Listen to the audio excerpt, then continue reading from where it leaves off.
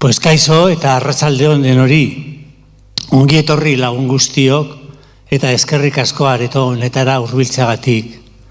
Gaurko ekitaldiarekin batera, hasiera emango diogu Atarrabiako Hiritartasun Eskolak antolatzen duen 11. ikasturtea, 11 urte zuekin. Gaur Pablo Simón daukagu gurekin, Pablo Simón dago gure artean. Eskerrik asko, Pablo, muchísimas gracias. Baina Pablori hitza eman baino lehen, utz iezadazue zenbait ohartxo esaten batzordearen izenean. Muy buenas tardes, queridos amigos y amigas, muchas gracias por vuestra respuesta.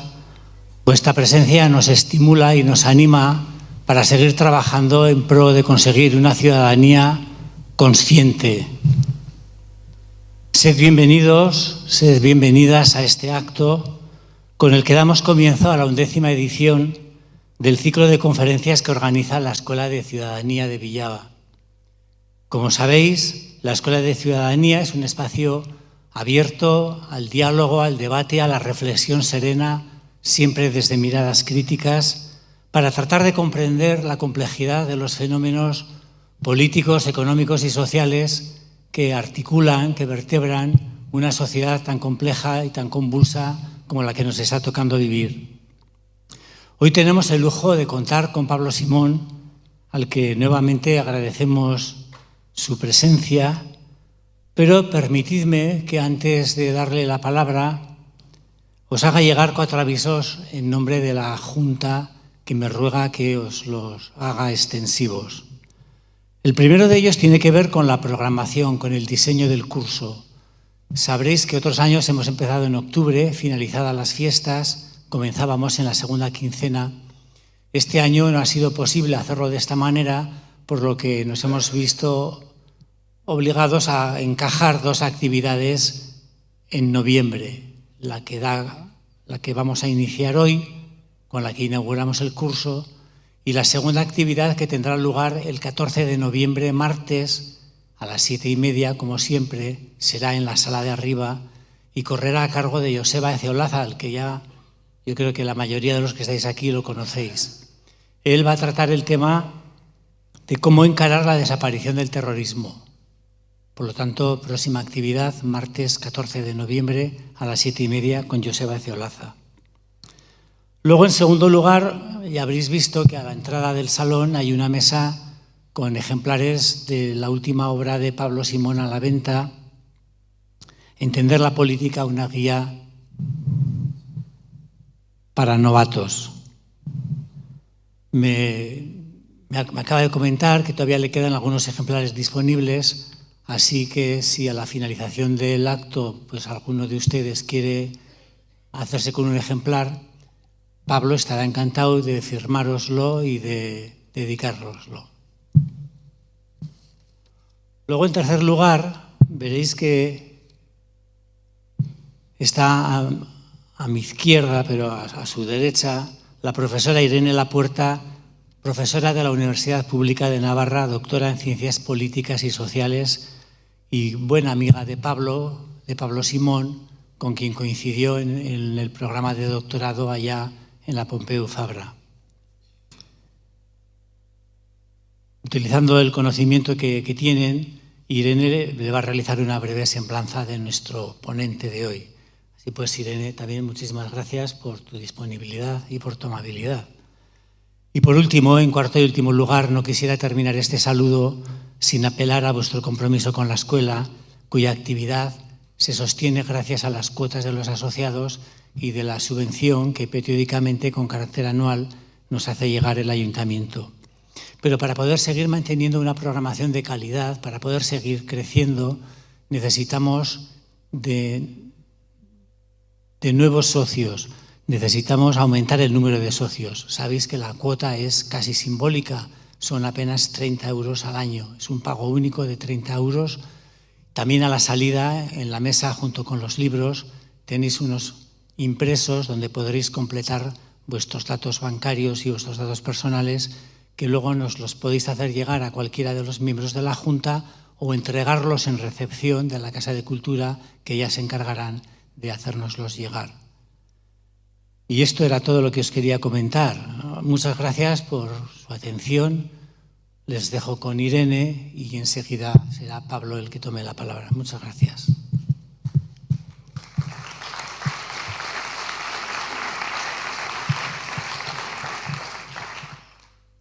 Eskerrik asko, Pablo, arratsaldeon. Gracias, buenas tardes a todos y a todas. Para mí la verdad es que es un auténtico placer estar hoy en la mesa, así que lo primero que tengo que hacer es agradecer la invitación para presentar a Pablo Simón. Como bien ha explicado el profesor Archel, Pablo ha sido compañero mío de estudios predoctorales y por lo tanto, pues bueno, hemos compartido muchos seminarios en los que me atrevería a decir que hemos sufrido, incluso sudado.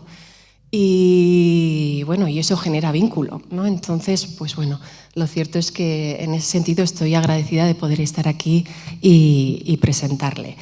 Pero también al mismo tiempo tengo que reconocer que presentar a Pablo Simón es un caramelo un poco envenenado.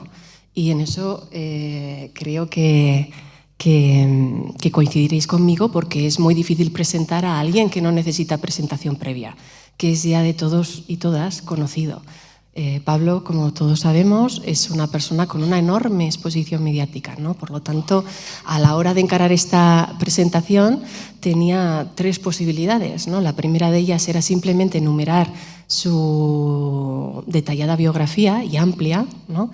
Pero lo cierto es que creo que eso aporta poco valor añadido y todos podemos consultarla en Internet, ¿no? Con lo cual, en ese sentido, creo que me voy a detener poco a enumerar sus muchos logros y publicaciones y lo mucho que ha escrito y bien en materias vinculadas a sistemas electorales, análisis comparado, sistemas políticos y sobre todo, pues bueno, también participación y comportamiento electoral, especialmente en los jóvenes. Entonces creo que en ese sentido tenía poco que aportar como moderadora de la mesa.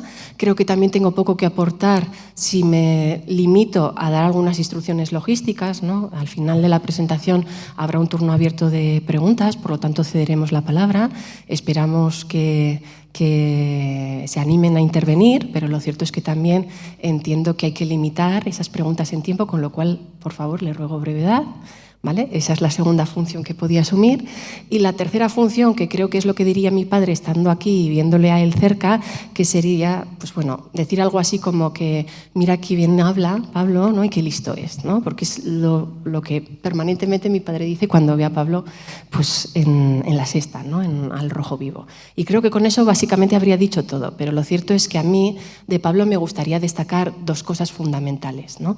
La primera de ellas está muy relacionada y me viene un poco a la cabeza por una charla que dio, una entrevista más bien, en uno de estos medios de comunicación alternativo, no sé si era un TikToker el que entrevistaba a un youtuber, que interrogaba a Pablo cómo era eso de la tremenda exposición mediática que tiene, ¿no? Y estar en contacto permanente con los medios de comunicación, ¿no? Entonces presentaba al Pablo como un opinólogo, ¿no? Y Pablo, con su diplomacia, la diplomacia que le caracteriza, pero también un poco, pues bueno, la contundencia y el buen hacer que tiene cuando habla, le dijo que creía que no había oído nunca una presentación tan soez como la que había hecho de él, ¿no? Entonces, creo que lo primero que hay que destacar de Pablo Simón es que es un politólogo de referencia en este país, y politólogo es algo distinto, sustancialmente distinto a opinólogo, ¿no? Politólogo significa, pues bueno, ser un enamorado, ¿no? Porque Pablo lo es, de su ámbito de estudio, que es la ciencia política, ¿no? Y transmitirlo como tal y afrontarlo como tal, ¿no? Con rigor empírico y con compromiso por una ciencia que trascienda, ¿no? Que llegue a la ciudadanía y sobre todo también, pues bueno, que sea una ciencia útil, ¿no? Para la ciudadanía. Y en ese sentido creo que Pablo es un referente, ¿no?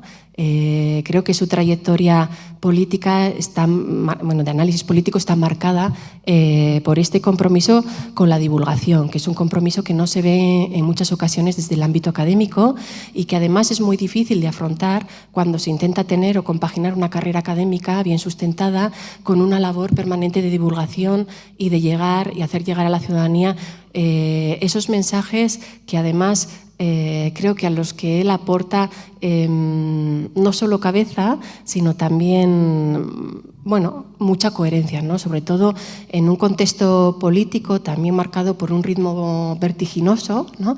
Y por una exposición constante a los medios de comunicación que muchas veces quieren noticias de forma muy directa y explicar, pues bueno, ideas que son complejas a base de titulares, ¿no? Y eso muchas veces es una labor tremendamente compleja que creo que Pablo afronta estupendamente bien, ¿no?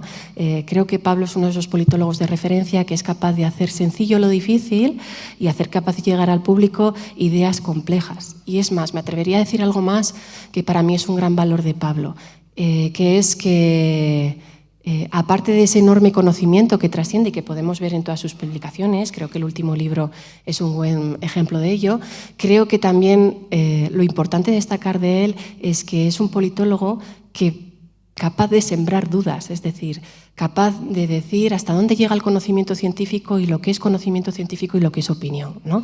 Y eso en un debate periodístico pues se agradece, ¿no? ese empaque. La segunda cuestión que quería decir es que, bueno, Pablo tiene una trayectoria académica tremendamente dilatada y que él muchas veces también atribuye en sus exposiciones públicas y mediáticas en gran parte a la suerte, ¿no? No tanto un hecho merecido por su esfuerzo, sino a ciertas casualidades de la vida, a ciertas contingencias que te llevan a afrontar determinados escenarios muchas veces sin esperarlos, ¿no? En ese sentido, Pablo siempre ha hecho gala de ese principio de contingencia, ¿no? Y allí donde va lo explora y lo saca a relucir, ¿no? Y yo quisiera matizar esto en esa presentación, ¿no? Yo quisiera decir que no sé si la trayectoria de Pablo es una trayectoria consciente y premeditada, pero sí que es una trayectoria tremendamente coherente, ¿no? Es una trayectoria que ha vinculado siempre razón con praxis y eso es de agradecer, ¿no? Porque cuando entendemos la política y nos afrontamos a la política, muchas veces la limitamos a una participación en actores políticos tradicionales, ¿no? Y en un ejercicio simplemente del voto activo o pasivo, ¿no? Pero yo creo que la política es mucho más que eso, es intentar construir pensamiento crítico y construir ciudadanía, ¿no? Y eso es precisamente el objetivo de esta escuela y por eso a Pablo se le ha invitado también aquí, ¿no? Para poder construir esa ciudadanía que aporte pues es un cuestionamiento permanente de qué es nuestra labor política, cuál es nuestra labor política, cuál es nuestro espacio y cómo podemos construir esa vida en común. Y sobre esto creo que va la charla que va a impartir hoy, sobre eso también versa el libro, que está dedicado de forma maravillosa en una carta, ¿no? Emotiva a Chloe, que es su sobrina, ¿no? Y que muestra mucho de lo que es él, ¿no?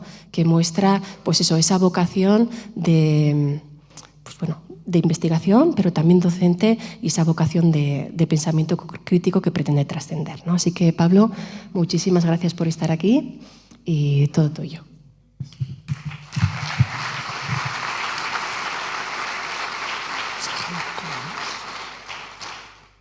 Bueno, pues antes de nada, muchas gracias a la Escuela de Villava por invitarme, gracias Irene por tus palabras tan amables, gracias a todos y a todas por venir.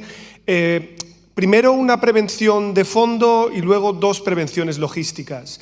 Primera prevención de fondo. Lo que les voy a contar aquí es básicamente lo que llamamos una charla de autopsia electoral. ¿Qué quiere decir esto? Que lo que yo les voy a presentar a continuación van a ser los datos que tenemos disponibles a propósito de cómo los españoles votaron en las pasadas elecciones municipales, autonómicas y generales. Solo después, si les apetece, en la parte de preguntas podemos entrar más a discutir de lo que todo el mundo discute, que es la prospectiva. Pero como muy bien saben, los científicos sociales somos muy buenos anticipando el pasado y por lo tanto lo que vamos a hacer es limitarme, o al menos es lo que haré yo aquí, me limitaré a presentarle aquello que sabemos porque hemos votado tanto y tan rápido que se nos ha olvidado y teníamos todos unas ganas de vacaciones tan urgentes en agosto que prácticamente parece que hace 2 años que votamos en las pasadas generales. Y luego dos consideraciones logísticas. La primera es que me muevo mucho, por lo tanto no se preocupen, yo prefiero estar de pie porque si no me aburro a mí mismo y yo creo que las charlas tienen que ser dinámicas. Y segundo, yo hablo muy ligero y esto hace que normalmente la audiencia de más de 60 años suele indignarse mucho conmigo. En el momento en el que vean ustedes que yo estoy corriendo demasiado, con total confianza me hacen así y me dicen que pare y yo voy un poquito más despacio, pero como tenemos un tiempo limitado y me gustaría plantearles muchas cosas, ustedes vayan picoteando de los datos que les presento y luego, si quieren, pues nos metemos por alguna de los meandros que iré abriendo en este recorrido. Bien, primero permítanme hablarles, dado que las elecciones en el fondo han tenido dos actos, el 28M y el 23J, primero de dónde venimos en el 28M, las implicaciones que tuvo, etc. Recuerden ustedes que el punto de partida del 28M son las elecciones autonómicas y municipales del año 2019. En el año 2019 realmente el ciclo fue muy positivo para la izquierda. Ya sé que esto es algo que prácticamente se olvida, pero el Partido Socialista fue la formación más votada en lugares como la región de Murcia o la Comunidad de Madrid. Y eso ocurrió en el año 2019. La fragmentación de la derecha en tres, entre Ciudadanos, Vox y el Partido Popular, frente a un Podemos que todavía estaba en horas más fuertes, le permitió ganar una gran cantidad de poder autonómico. El Partido Socialista mantuvo la mayoría de las comunidades en las que gobernaba, pero incluso pudo sumar otras en las que no había gobernado desde los años 90, como por ejemplo fue el caso de Canarias o el caso de La Rioja. Pero sí que es verdad que tras las elecciones tras la COVID-19 comenzamos a vivir otras elecciones y se empezaba a ver un cierto cambio en el ritmo. Fíjense ustedes, ya sé que esto suena a prehistoria, pero hubo en el año 2020 atrasadas elecciones gallegas y vascas, que no hubo grandes cambios. Hubo elecciones autonómicas en Cataluña en la que el PSC se convirtió en la primera fuerza, pero recuerden que Ciudadanos estaba ya en un proceso de descomposición acelerada, el independentismo empezaba ya a estar en horas bajas, y entonces vimos elecciones anticipadas en la Comunidad de Madrid, donde Más Madrid se consolidó como el segundo partido y Díaz Ayuso se quedó cerca de la mayoría absoluta. Fueron las elecciones más polarizadas que se recuerdan en términos empíricos. Hubo una participación récord por encima del 80% y el épico duelo entre Pablo Iglesias y Díaz Ayuso, que finalmente se saldó en favor de esta última. Hubo elecciones autonómicas en Castilla y León. Recuerden ustedes que estamos hablando ya del año 2022. La cosa va muy rápido, pero el señor Igea, vicepresidente del gobierno de Ciudadanos, se entera por la prensa que el presidente Mañueco convoca elecciones y es una elección en la que Ciudadanos solo sobrevive con un escaño y hay un cambio de socios. Es el primer gobierno de coalición entre el Partido Popular y Vox, estamos hablando del año 2022, y nos acercamos a las elecciones de junio del año 2022 también en Andalucía, en el que por primera vez desde la historia reciente de la restauración de la democracia, el Partido Popular se hace con una mayoría absoluta en el gobierno andaluz. Por lo tanto, ya estábamos empezando a ver una serie de cambios que ya anticipaban que el ciclo respecto al año 2019, que había sido muy beneficioso para la izquierda, estaba empezando a girar a la derecha en la mayoría de las autonomías. Y si tengo que sintetizar brevemente cuáles eran esos cambios, yo creo que, y esta imagen está aquí para la historia, porque aquí están prácticamente todos los protagonistas de esa legislatura, el primer elemento que empezamos a ver es la muerte de un partido en directo. Esto ya empezó en noviembre de 2019, pero Ciudadanos se comienza a descomponer, la repetición electoral le sentó muy mal y se cumple el viejo principio, por cierto, por el cual siempre las mujeres llegan al poder de un partido cuando el partido está en decadencia o en llamas, que fue cuando llegó Inés Arrimadas. Esa teoría se llama glass cliff, acantilado de cristal. Cuando una organización está mal es cuando las mujeres llegan al poder. Les invito a que lo revisen. Segundo elemento, se fortalece el partido que está en el gobierno en la mayoría de las comunidades autónomas, el Partido Popular en aquellos lugares en los que gobierna. Vox empieza a mejorar sus resultados y se actualiza de acuerdo a lo que obtuvo en las generales del año 2019. Vox crece, por lo tanto, marginalmente, pero crece en la mayoría de ellas. Mientras tanto, se produce un cambio en el candidato del Partido Popular.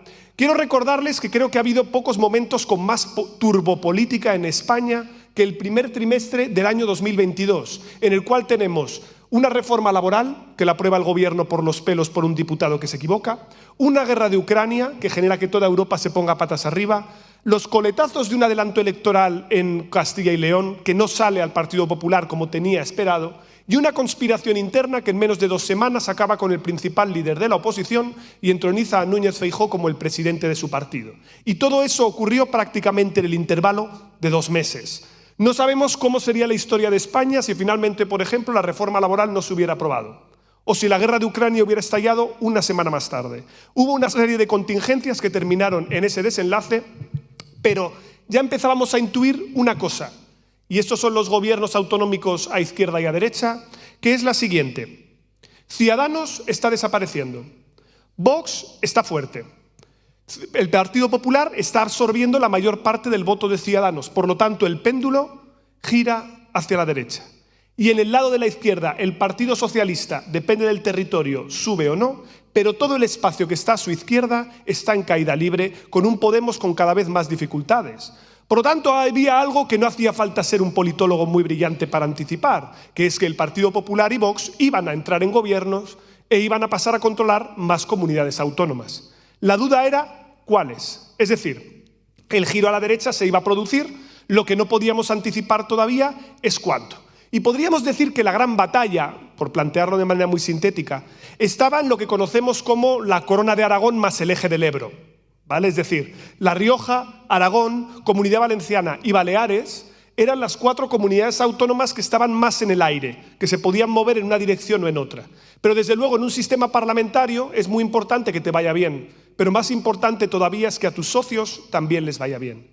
Y el problema que tenía la izquierda es que sus socios estaban pinchando, mientras que la derecha estaba más fuerte. Por lo tanto, esto no era ninguna novedad, era algo que se podía anticipar que terminaría pasando.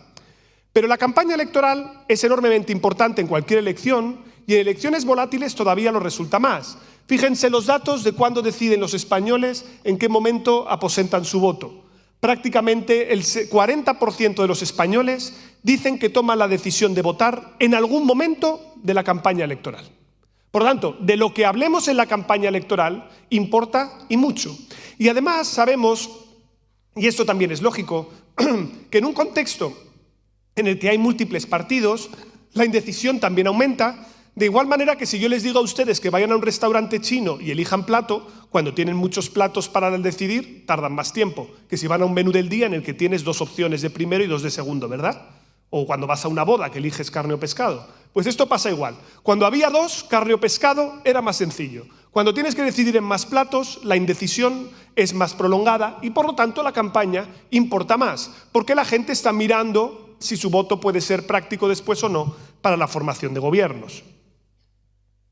Básicamente, en la antesala que nos daba el CIS, ¿vale? Planteaba, y luego si quieren hablar profundizaré sobre el CIS, pero en general, como les decía, las tablas comparativas que tenemos seguían apuntando que donde había dudas era ahí. Es decir, dicho de otra manera, lo que sabíamos seguro es que era poco probable que hubiera cambio político en Navarra, poco probable que lo hubiera en Asturias y poco probable en Castilla-La Mancha. El resto de los sitios había interrogante. ¿De acuerdo? Esto era más o menos con los datos que teníamos con los sondeos. No anduvimos tan desencaminados. Otra cosa es que cuando tiras 12 monedas al aire, muchas te caigan de cara y no de cruz. Y esto yo creo que tiene mucho que ver con la campaña, como ahora les justificaré. Pero el problema que tenía aquí Podemos, y esto es una cuestión estructural clave para la izquierda, es que si miramos los datos, en todos los territorios Podemos está siempre rozando la barrera electoral. En todos los sondeos te daba que Podemos estaba entre el 5 y el 3%. Claro, esa es la diferencia entre entrar y por lo tanto ser decisivo para formar gobierno o quedarte fuera y no poder entrar, por lo tanto que la izquierda pierda los gobiernos. Esto es lo que se decía, por ejemplo, para el caso de la Comunidad Valenciana o lo que se decía para el caso de la Comunidad de Madrid, donde efectivamente las encuestas estaban dentro del margen de error. Es decir, cuando ustedes lean una encuesta, lo que tienen que hacer siempre es mirar en la ficha técnica cuánto es el margen de error que tienen. Verán que la mayoría tienen más menos 2,5. ¿Qué significa ese más menos 2,5? Que un partido puede sacar 2,5 más de lo que dice la encuesta o 2,5 menos, ¿vale? Por eso decimos que cuando un partido y otro están dentro de esa horquilla, están en empate técnico, ¿vale? ¿Me están siguiendo con lo que digo? Sí, pueden ser asertivos conmigo, no hay problema. Vale, bien. Por tanto, Podemos estaba en horas bajas, de nuevo también en la parte de preguntas, si quieren podemos discutir por qué. Desde luego las guerras internas a Podemos le pasan factura, candidatos desconocidos le pasa factura, entrar de socio minoritario en los gobiernos le pasa factura, líos, todo eso tiene un peso electoral, pero también el hecho de que el PSOE estaba más fuerte entre ese electorado. Y en todas las encuestas salía que Vox iba a crecer. Esto era algo que también anticipábamos, ¿de acuerdo? No era extraño. Los crecimientos iban un poco por barrios. En general, el crecimiento en Navarra que se estimaba era, por ejemplo, bajo, apenas una crecida de 3 puntos, pero fíjense ustedes que Murcia, por ejemplo, se me sale de la escala aquí, por lo que veo, se me va de madre, ¿vale? Pero Murcia llegaba hasta el 16%. Hablamos de una subida de 6 puntos, que es una subida considerable, ¿vale? Por lo tanto, sabíamos que Vox iba a crecer. Fíjense que el único sitio en el que estaba estimado retroceso de Vox es la Comunidad de Madrid. ¿Vale? Esto no es casualidad, porque Ayuso es muy competitiva entre los votantes de Vox, ¿de acuerdo? Bien, si yo tuviera que diseñar una campaña electoral y me contratara, por ejemplo, el Partido Socialista, yo le diría lo siguiente: mira, hay muchos temas que se van a discutir en esta campaña, pero los datos que tenemos son muy claros. Pedro Sánchez es más impopular que los presidentes autonómicos. La mayoría de los presidentes del PSOE tienen mejor valoración que Pedro Sánchez. Por lo tanto, si yo tuviera que hacer una campaña, le diría: céntralo en los temas autonómicos, deja a tus candidatos que hagan su propia campaña a su aire y además conseguirás con esto absorber la posición institucional prevalente que te da estar en la presidencia. Sales en la prensa regional, etc. Bien. Si yo fuera por el contrario, ¿vale? Y esto viene aquí refrendado con datos, fíjense, la valoración de Pedro Sánchez solo es un 31% positiva, ¿vale? Pero quitando Revilla y Armengol, que es un poco distinta, el resto de los presidentes autonómicos todos tienen una valoración de entre 20 y 15 puntos más, ¿vale? Por tanto, yo le diría, plantéala en términos autonómicos. Bien. Si yo fuera asesor del Partido Popular, le diría, no, tienes que hacer lo contrario. Tienes que conseguir que esta elección se convierta en una primera vuelta de las generales. Por lo tanto, no hables de la gestión autonómica. Además, tus candidatos no los conocen. Si es que nadie conoce. ¿Quién conocía a Azcón, a Amazon? ¿Quién conoce a...? No saben quiénes son, ¿vale? Y es difícil asomar la cabeza. Consigue que todo esto sea una primera vuelta de las generales, habla de Sánchez, habla de derogar el sanchismo, plantean los líderes los problemas del gobierno y así conseguirás que le den una patada interpuesta al Partido Socialista y tú estarás en mejor posición. Evidentemente, esto es lo que llamamos la nacionalización de una campaña electoral, ¿vale? ¿En qué medida hablamos más de temas nacionales o de temas específicos? Y claramente la campaña se nacionalizó de manera importante. Fíjense, les voy a poner los hitos de la campaña electoral para que lo recuerden, porque la memoria es frágil y sin un buen diagnóstico no se puede hacer prospectiva. ¿Cómo comienza la campaña electoral? Bueno, en precampaña electoral se habló de la ley de vivienda. Yo no sé si se acuerdan que hay un pequeño problema en España con la vivienda, tal vez les suene, a lo mejor incluso lo padecen. Bueno, lo digo porque a veces también estaría guay como hablar de políticas de fondo, pero bueno, yo sigo a lo mío, ¿vale? Bien. Ley de vivienda, se aprueba, hay pacto con Podemos in extremis, se saca finalmente lo de las áreas tensionadas, lo aplicará el ayuntamiento, que no. Bueno, estamos durante una semana más o menos hablando de vivienda. De hecho, es un tema en el que Feijóo no se encuentra del todo cómodo porque el Partido Popular no tiene un programa de vivienda, ¿vale? O al menos no lo tenía en aquel momento. Y claro, aquí hay una pelea, ¿no? No solo por el nivel por el que se discute, en el que claramente el Partido Popular va consiguiendo que se nacionalice la campaña, sino también sobre los temas, ¿no? Es decir, tú tienes que ir siempre a por temas que movilice a tu electorado y desmovilice al de tu rival.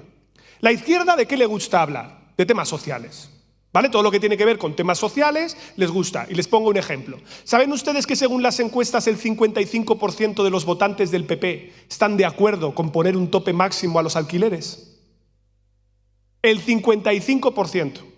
Es decir, ¿por qué el Partido Popular cuando ha salido de la jornada de 37 horas y media, guste o no guste, se ha puesto a driblar así como si fuera Neo en Matrix? Porque es un tema que es popular y además entre su propio electorado también es un tema para el que no tiene posición. Mejor no hablemos de eso, porque eso a los míos les puede gustar y te coloca en ventaja. ¿De qué es lo que tengo que hablar? De temas que movilice a los míos y desmovilice a tus rivales. ¿Cuál es ese tema? El tema territorial.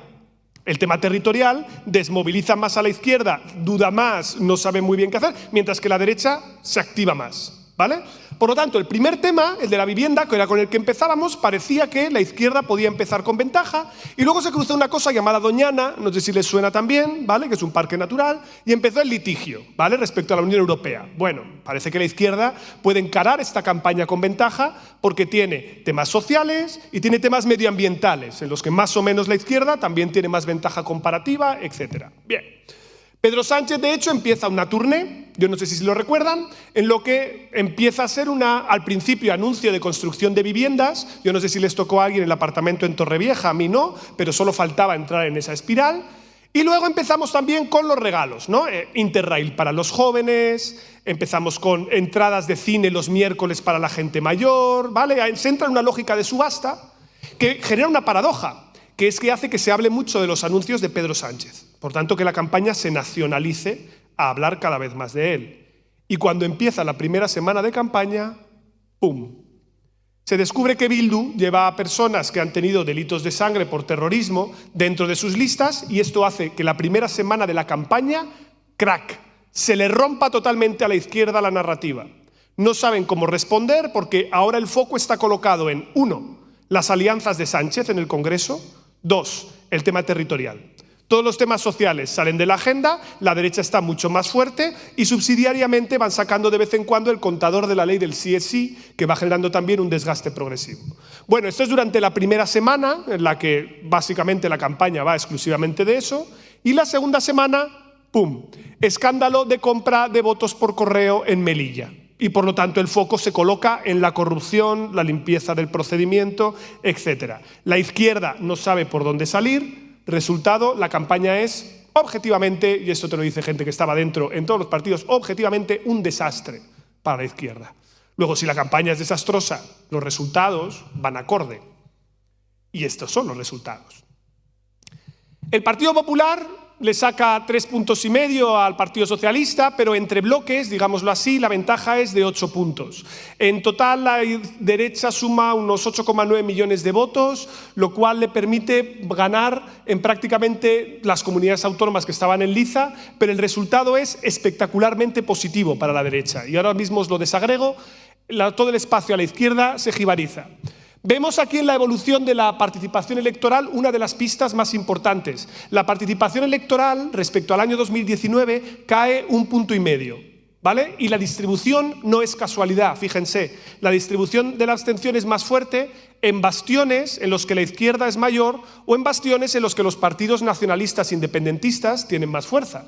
Por tanto, Cataluña, País Vasco, o el sur de Andalucía, por ponerles algunos ejemplos, o las zonas que dan al Atlántico de Galicia, que suelen ser bastiones de la izquierda, se desmovilizaron. Luego una parte de la izquierda se quedó en casa y eso tuvo que ver con la desactivación durante la campaña electoral. El Partido Popular crece en todas las comunidades autónomas y lo hace de manera espectacular, ¿vale? El crecimiento oscila, menos en el caso de la Comunidad de Madrid, que es el único en el que solo crece un 2,6, entre 14 y 15 puntos. La absorción del votante de Ciudadanos es enorme. Estimamos que en torno al 50-55% del votante de Ciudadanos se va en bloque con el Partido Popular, lo cual es un resultado muy ventajoso. Pero esto me interesa un poco menos, porque esto ya se veía venir. Me interesa un poquito más esta historia, porque el Partido Socialista tiene una historia más matizada. Porque el Partido Socialista hay comunidades en las que crece y comunidades en las que retrocede, ¿vale? No sé si tenemos una barra aquí, sí, se queda más o menos igual, ¿vale? Es decir, la evolución que nos está señalando. La evolución nos está señalando un corrimiento de tierras hacia la derecha.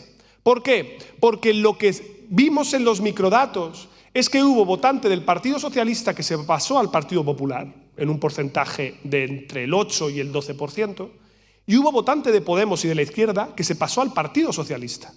Es decir, no en vano, uno de los sitios en los que más crece, que es la Comunidad Valenciana, ahora os lo mostraré con estos otros datos, tengo más datos por ahí, es justamente por la absorción del votante que venía de Compromís.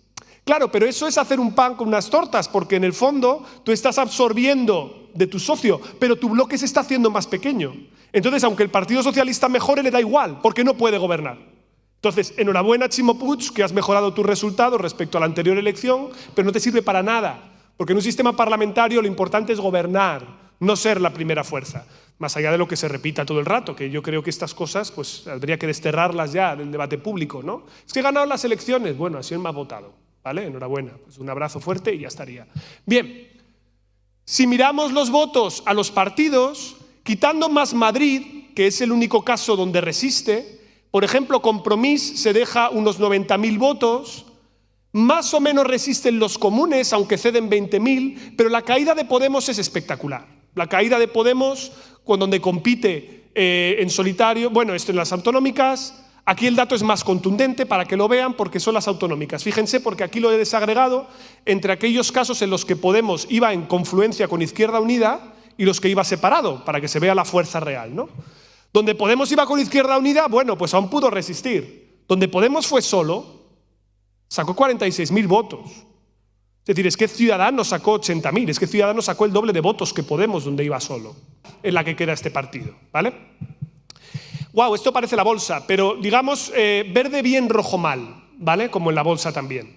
Entonces, Partido Popular verde bien siempre, Vox verde bien, Y fíjense, ¿no? Aquí lo interesante es el PSOE, que en algunos sitios mejora, gana 9.000 votos, por ejemplo. A ver si tenemos una barra por aquí, ¿vale? Cede 4.000 votos, bueno, es poquillo, ¿vale? Aunque en Navarra es algo más. Comunidad, ganas 54.000 en Comunidad Valenciana, sube en Castilla-La Mancha. Es decir, lo interesante del PSOE es que en algunos territorios crece y en otros decrece, ¿vale? No es una pauta homogénea.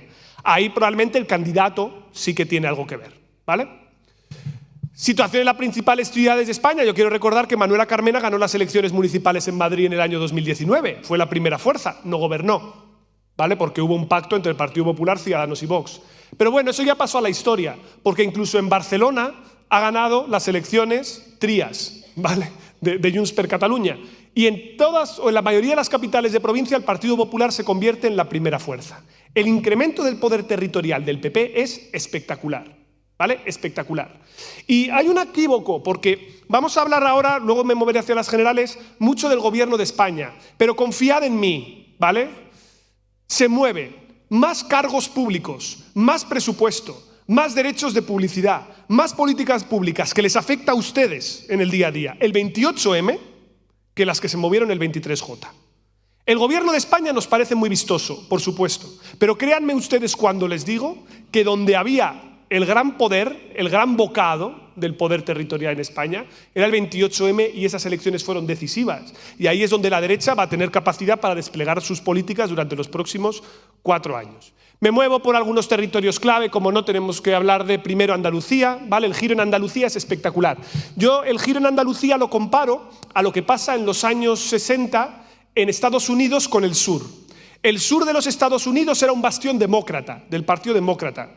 Pero cuando el Partido Demócrata a nivel nacional lanza la ley de derechos civiles para proteger a los afroamericanos, el sur, que es más racista, gira y pasa a ser republicano. Y ahora es un bastión republicano.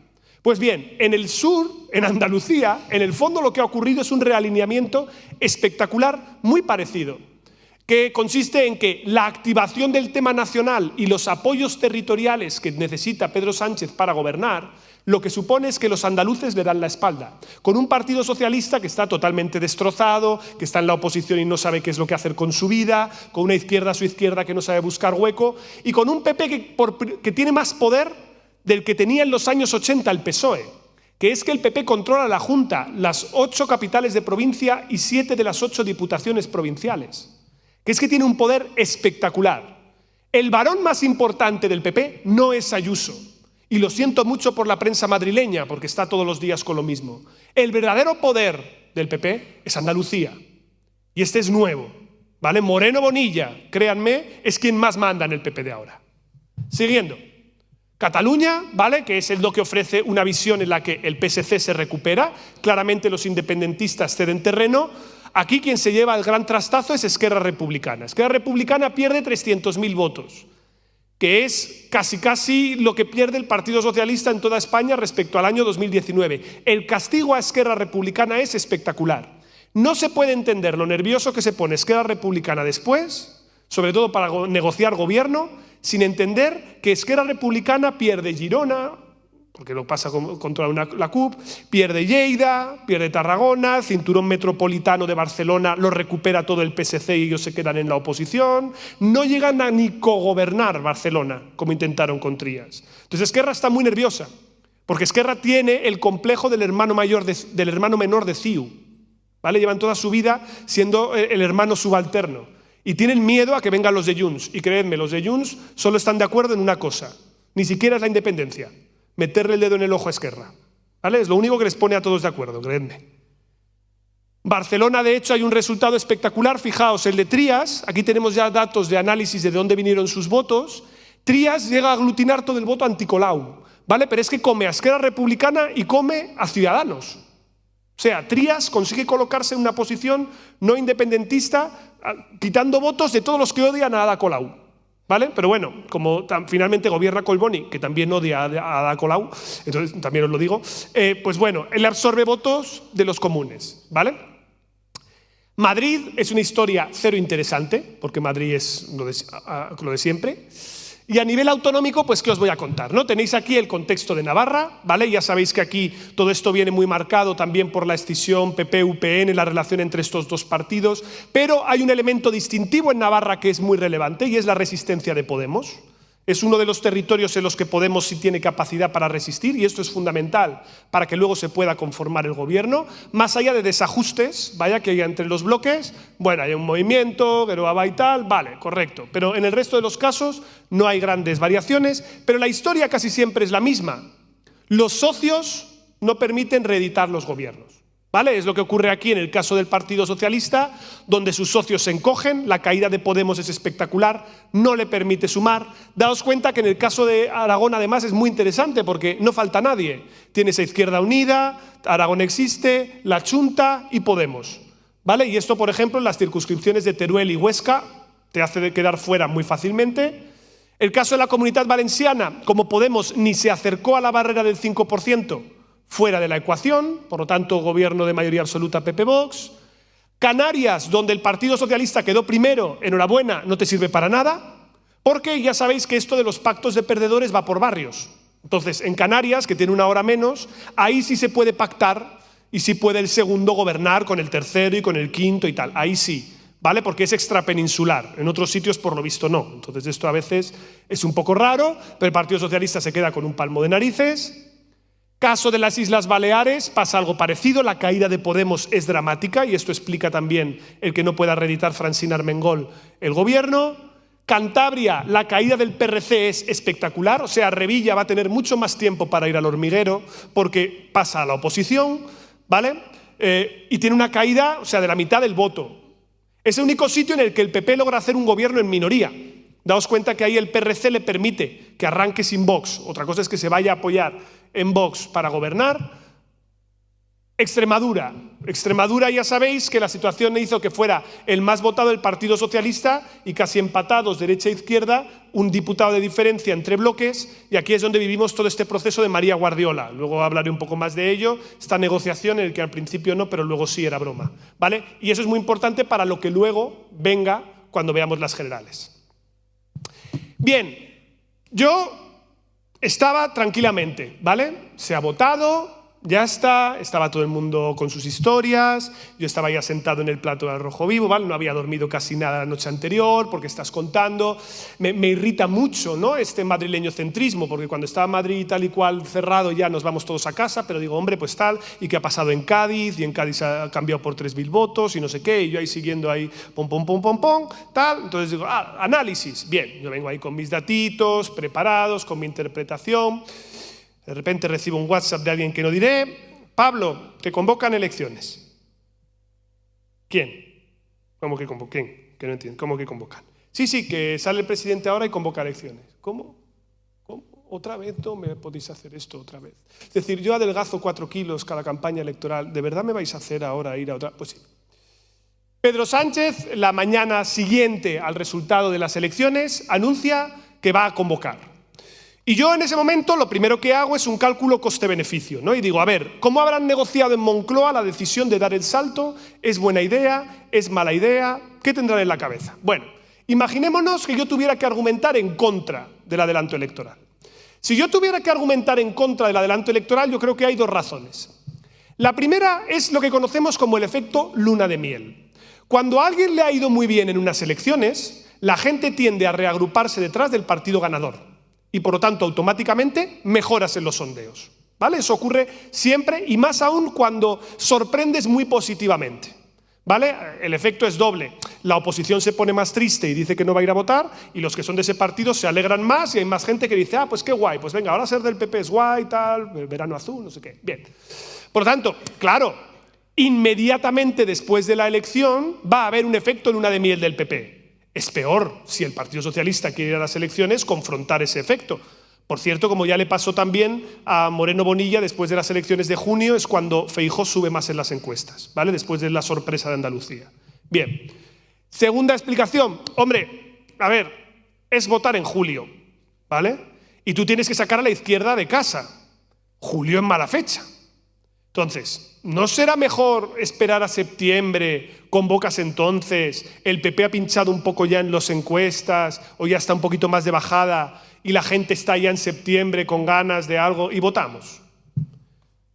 ¿Cuáles son los argumentos, por el contrario, a favor de la convocatoria? Mucho más sólidos y mucho más razonables. Primer argumento fundamental, evitar el ruido.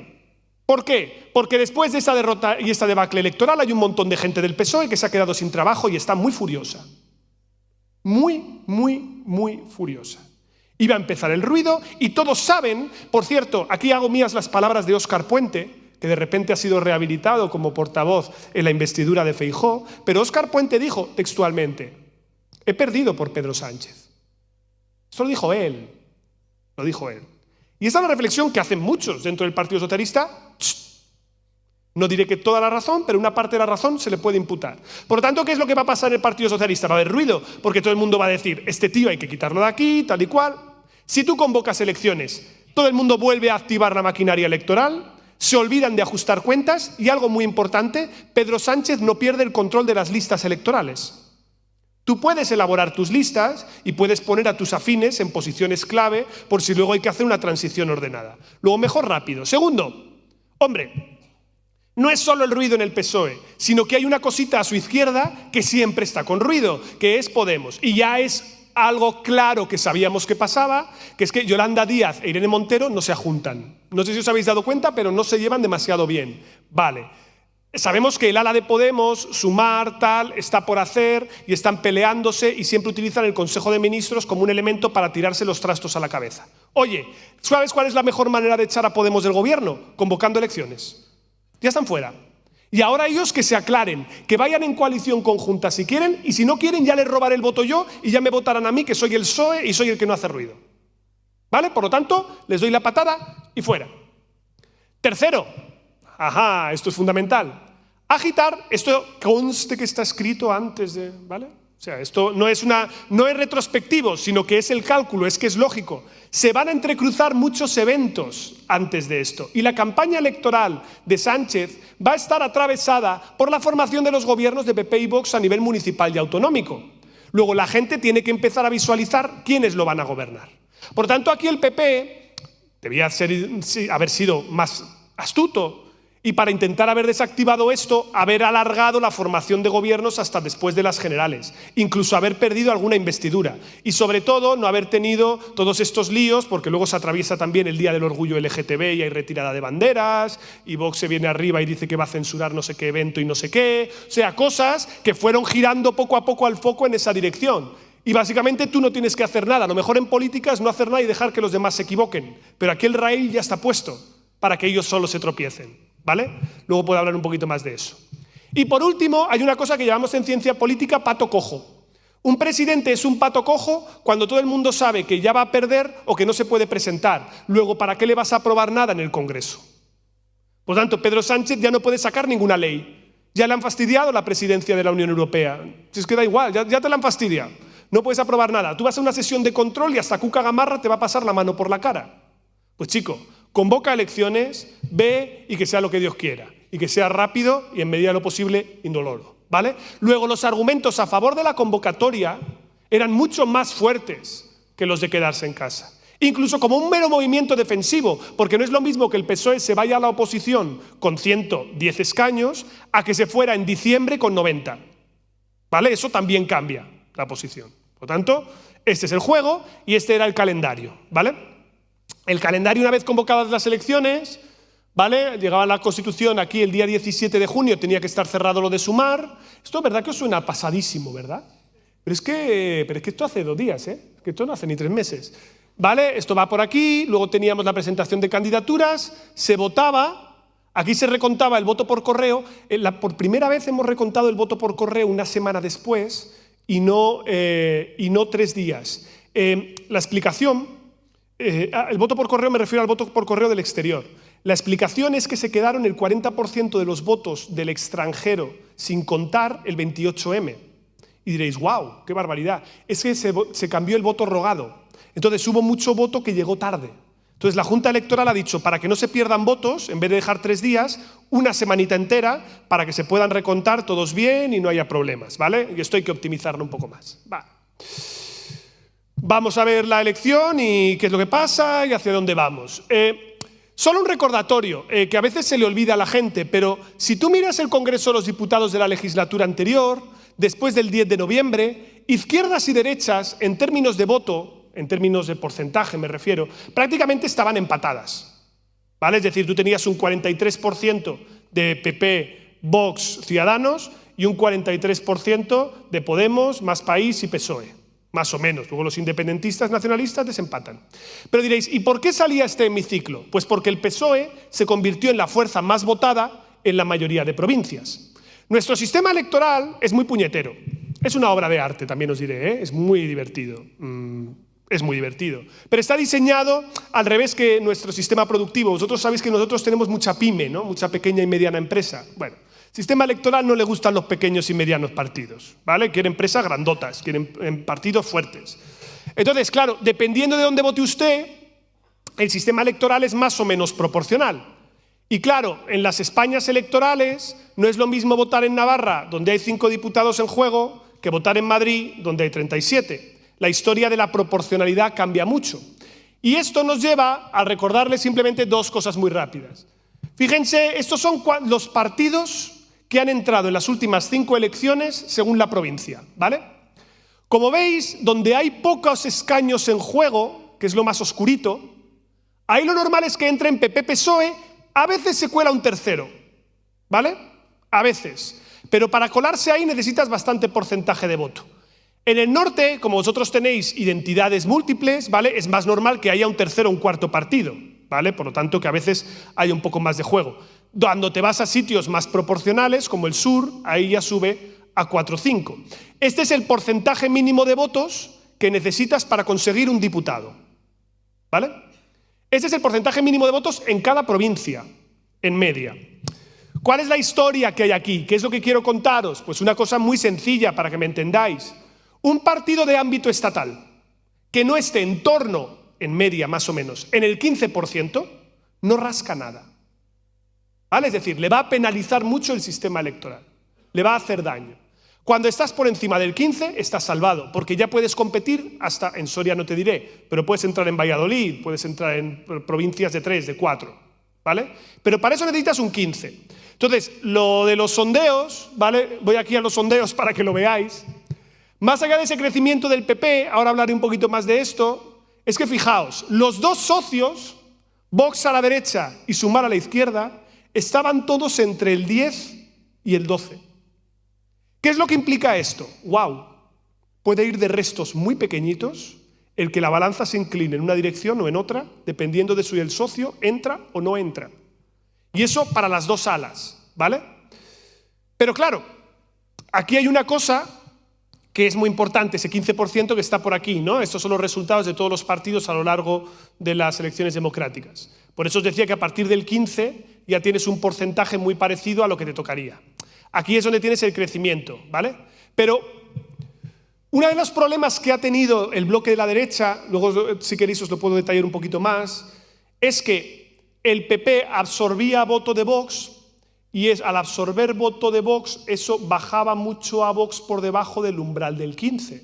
El resultado es que por cada voto que comía el PP a Vox, la traducción que tienen diputados populares es menor que la pérdida que tiene Vox en diputados por cada punto que pierde. Y ya diréis todos, ¿qué coño has dicho?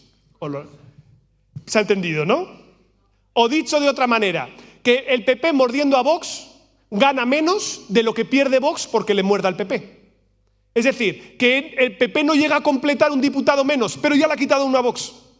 Y eso le ha ocurrido en un montón de provincias, sobre todo en Castilla y León, ¿vale? Donde apenas perdiendo 300.000 votos en el agregado, ha tenido una pérdida en diputados dramática, que es que ha pasado de los 54 que tenía a los 32 que tiene ahora, ¿vale?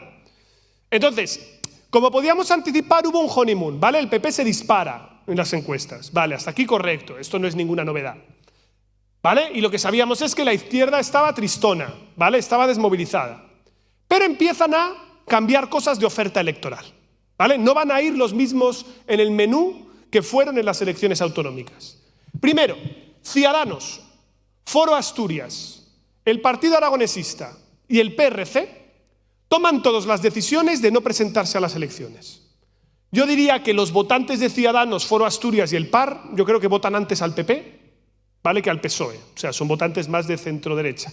El PRC se puede mover un poco más hacia el centro-izquierda, parte de su votante, ¿vale? Por lo tanto, la derecha, buenas noticias para el PP. Si Ciudadanos no se presenta, no te quita voto, lo tienes más fácil. Bien. Navarra, UPN y PP se llevan regular, ¿vale? Aunque ahora estén juntos en el antisanchismo, pero ya sabéis que hay una pelea in extremis, a ver si finalmente van en coalición o no, lo del caso de los dos tránsfugas, finalmente, que por cierto me he encontrado con Adanero por la calle antes, ya son las cosas, casualidades de la vida, te los cruzas por ahí, tal y cual, y no sé qué, no sé cuántas, ¿vale? Ruptura, no les interesa, no les mola. Y luego hay una coalición preelectoral que se llama Sumar, ¿vale? No sé si os sonará su cabeza de cartel, porque por si acaso se puso la cara en la papeleta, esto ya es casi tradición, de 19 partidos, es decir, incorpora a Izquierda Unida, Comunes, Compromís, Chunta Aragonesista, Drago, no sé cuántos más, ¿vale? MES per Mallorca, MES per Las Illas, y Podemos, que es el que está hasta el último momento, que no sabe si entrar o no, pero por razones estrictamente estratégicas, porque ellos quieren negociar más duro, porque ellos no fueron a Magariños cuando Yolanda Díaz lanzó su proyecto y porque ellas insisten que no aceptarán el veto de Irene Montero porque ha sido la mejor ministra de Igualdad ever. Evidentemente, luego os lo mostraré, hay una lógica electoral con que Irene Montero no haya ido en las listas, ¿vale? Luego sí os lo mostraré, pero sobre todo hay una negociación por el dinero, ¿vale? Porque realmente hay una cuestión de fondos públicos que tiene que ver con cómo se va a repartir dentro de la coalición. Finalmente entran, pero, ¿sabes? Como esta persona que se suma a la excursión a última hora y está siempre enfadada y tal, bueno, pues es un poco en esa lógica, ¿no? Esto es cómo se repartieron los diputados para cada una de esas formaciones en función del lugar, ¿vale? Yo decir, a Podemos se fue relativamente generoso, 5 diputados, más Madrid con 2, ¿vale? En función de qué escaños eran seguros, cuáles no. Un encaje de bolillos súper complicado, ¿vale? Porque poner a tanta gente, esto también es algo que es muy meritorio. O sea, es la primera vez que todo el espacio a la izquierda del PSOE va junto, ¿vale? Esto es algo, insisto, toda una novedad. Pero llega la campaña electoral y la cosa se empieza a poner hot, ¿vale? Vamos viendo que el Partido Socialista empieza a subir, ¿vale? Poco a poco se va calentando, va subiendo en las encuestas, Vox Sumar está plano, el PP está plano, el PSOE se está activando. Algo está pasando aquí, la distancia que había después de las elecciones era de 8 puntos entre uno y otro en media, se va acortando y llega a los 4 puntos, más o menos en los últimos sondeos, ¿vale? Entre 5 o 4 puntos de diferencia entre PSOE y PP. Y vamos viendo, ¿vale? Fijaos, estos son también métricas a través del CIS. Líder preferido, ¿vale? Yolanda Díaz tiene un momento aquí que es más preferida hacia el final de la preelectoral. Feijóo, Pablo Casado tiene un momento dulce y luego vuelve a subir. Y fijaos en el último tramo de la campaña, la preferencia por Pedro Sánchez. O sea, hay una rehabilitación del candidato, ¿vale? De algún tipo de manera, el candidato que tenía mala prensa el 28M está empezando a moverse. Bueno, ¿por qué? ¿Por qué? Cuando yo le pregunto a los de comunicación política lo tienen muy claro, el meme, el perro Sánchez, no sé qué, la pija y el kinky, tal. Mira, yo no te digo que eso no tenga su peso, las hormigas y Ana Rosa, lo que tú quieras. Pero yo creo que esto tuvo más peso. Tras las elecciones del 28M se comienzan a precipitar pactos entre el Partido Popular y Vox, que generan un enorme desconcierto en el votante de la derecha en algunos contextos, como por ejemplo Extremadura, pero sobre todo que van activando al votante de la izquierda. Hay algo que yo creo que es claro y es lo que lo precipita todo, que es el caso de la Comunidad Valenciana. Borja Semper dice que es una línea roja que haya un maltratador dentro del gobierno en la Comunidad Valenciana y eso le sirve a Vox para justificar un pacto con ellos autonómico y entra en el gobierno. Y se ve ya que Castilla y León no ha sido una excepción. Al señor Flores, acusado por maltrato, se le manda a las generales, ¿vale? Por lo visto en las Cortes Generales sí pueden, entonces pum, ¿vale? Ya está. Y esto precipita pactos en el resto de los sitios. Y en todos entra en coalición. Fijaos que hasta Murcia fue el último, hubo 2 casos peculiares, ¿no?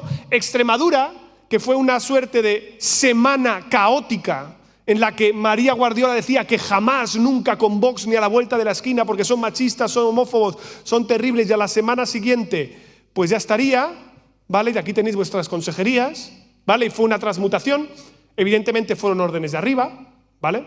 Pensad que en ese momento las encuestas internas que tenía el PP no le señalaban desgaste por formar estos pactos, pero antes de la investidura de Núñez Feijóo no estaba claro si Vox le iba a apoyar, ¿vale? Cuando recibe mandato del rey para formar gobierno, aunque supiéramos que fuera a perder. Y Vox le pide entrar en Murcia a cambio de votar que sí en la investidura, ¿vale? Por lo tanto, el resultado es que todos estos pactos PP-Vox giran el foco. Ya no se habla de la gestión del gobierno, se habla de los pactos del gobierno por venir. Y es el contexto en el que se cruzan las declaraciones de algunos de Vox, empieza a calentarse esto, y la izquierda poco a poco se va activando, como también ha ocurrido en muchos municipios en los que llega a pactos el Partido Popular con Vox para gobernar. Esto se ve que aumenta las fugas hacia el PP, ¿vale? Empieza a absorber más votante de Vox, y esto hace ya que enfilemos la campaña electoral. Esto es el resultado que teníamos, ¿vale?, de la preelectoral del CIS, de por dónde podían venir las cosas de los votos. Fijaos, el PP estaba movilizadísimo y le daba un bocado, ¿vale?, de aproximadamente un 10% de votantes, ¿vale? Para saber el porcentaje hay que restar los del Vox que se van al PP menos los del PP que se van a Vox, ¿vale? ¿Me entendéis un poco a qué me refiero, no? Entonces, 23 menos 10 hacen que un 13%, ¿vale?, saldo positivo, ¿vale? Entonces, había un 13% de los votantes de Vox que se estaban yendo al PP en neto, parte de su crecimiento venía de ahí. Ciudadanos, fijaos, casi 60% de votantes de ahí.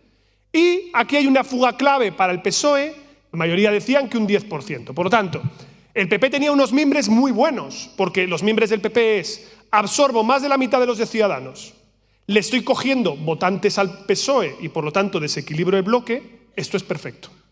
Entonces, el PSOE y la izquierda en general, ¿vale?, más allá de que había gente de Podemos que estaba tan descontenta con Sumar que se iba al PSOE antes, ¿vale?, y que esto podría anticipar que algunos nacionalistas e independentistas también se iban a ir al PSOE, no sabíamos cuánto, pero luego vimos que muchos, ¿vale?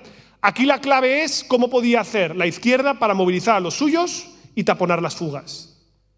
Y ahora es la cuestión de cuáles son los temas de los que se hablan. Fijaos, estos son los datos que tenemos de MyWord, de la cadena SER, ¿vale? Me fío de esta encuesta porque fue la que más se acercó, 40dB, sobre cómo valoras las leyes del gobierno. Fijaos qué paradoja. Pedro Sánchez podrá estar bien o mal valorado, pero la mayoría de las políticas del gobierno son bastante populares. Es decir, salario mínimo, pensiones, eutanasia, ingreso mínimo vital, ERTES, ayudas anticrisis, ley, incluso... ¿Cuáles son las dos cosas, fijaos, que les molestan más? Los indultos, pero más que los indultos todavía, la ley del sí es sí.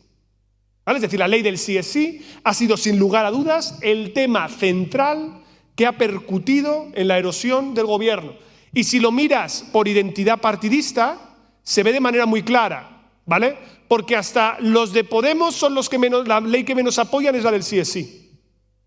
¿Vale? Por lo tanto, la decisión del gobierno durante el trimestre anterior de morir en esa colina fatídica de la ley del sí es sí, dejarlo enquistar, las peleas internas, etcétera, causan una alarma social que tiene pleno sentido, porque te erosiona en algo fundamental, que es que el feminismo lo vuelve punitivismo, es decir, un tema del que tú sabes, lo vuelve todo en una cuestión de violadores sí, violadores no, y encima es una cuestión que te erosiona porque se te ve como un incompetente, y te erosiona transversalmente, y eso genera ruido dentro del gobierno, ¿vale? Por lo que toca a las alianzas no hay ninguna novedad, ¿no? Nacionalistas e independentistas, ¿vale?, son los que más rechazan los pactos, o sea, los Ciudadanos, PP, Vox no le gustan nada los pactos con los independentistas, pues PSOE y Podemos no le gustan nada, no les preocupa tanto los pactos con ellos. Me voy acercando ya al final, ya me estoy acercando.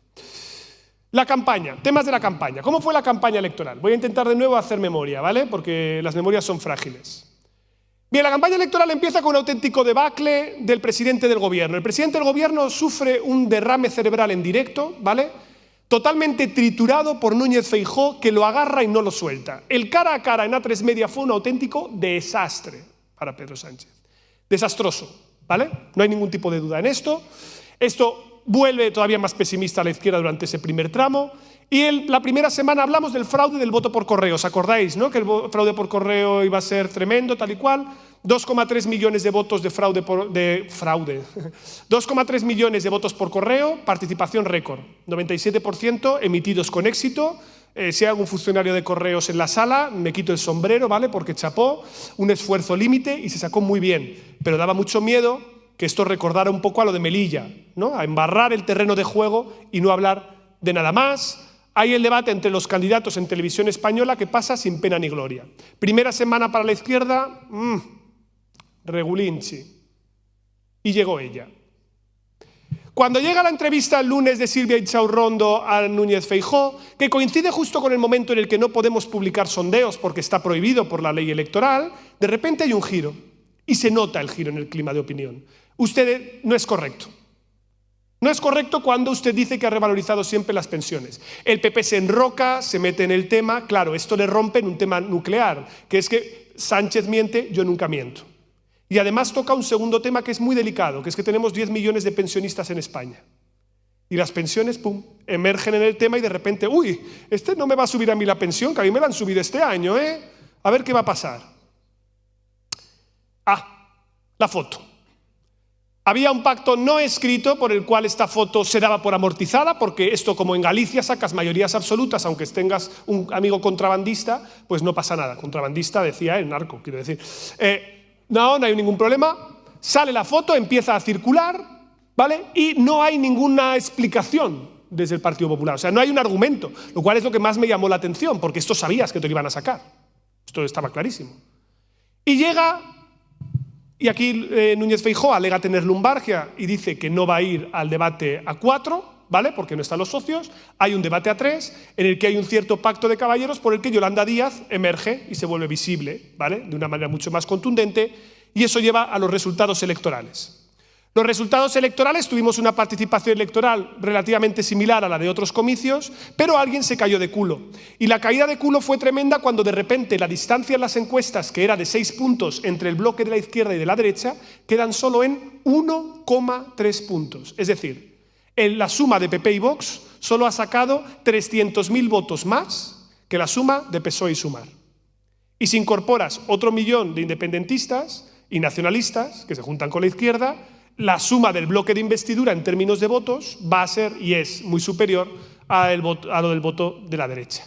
Y el resultado fue espectacular esencialmente, y me muevo muy rápido por esto, porque aunque los resultados en Cataluña para el PSOE fueron muy buenos, porque fueron muy buenos, ¿vale? Aquí tenéis el mapa más desagregado con color, hay algo que no se debería olvidar y es que el PSOE aguanta en Andalucía.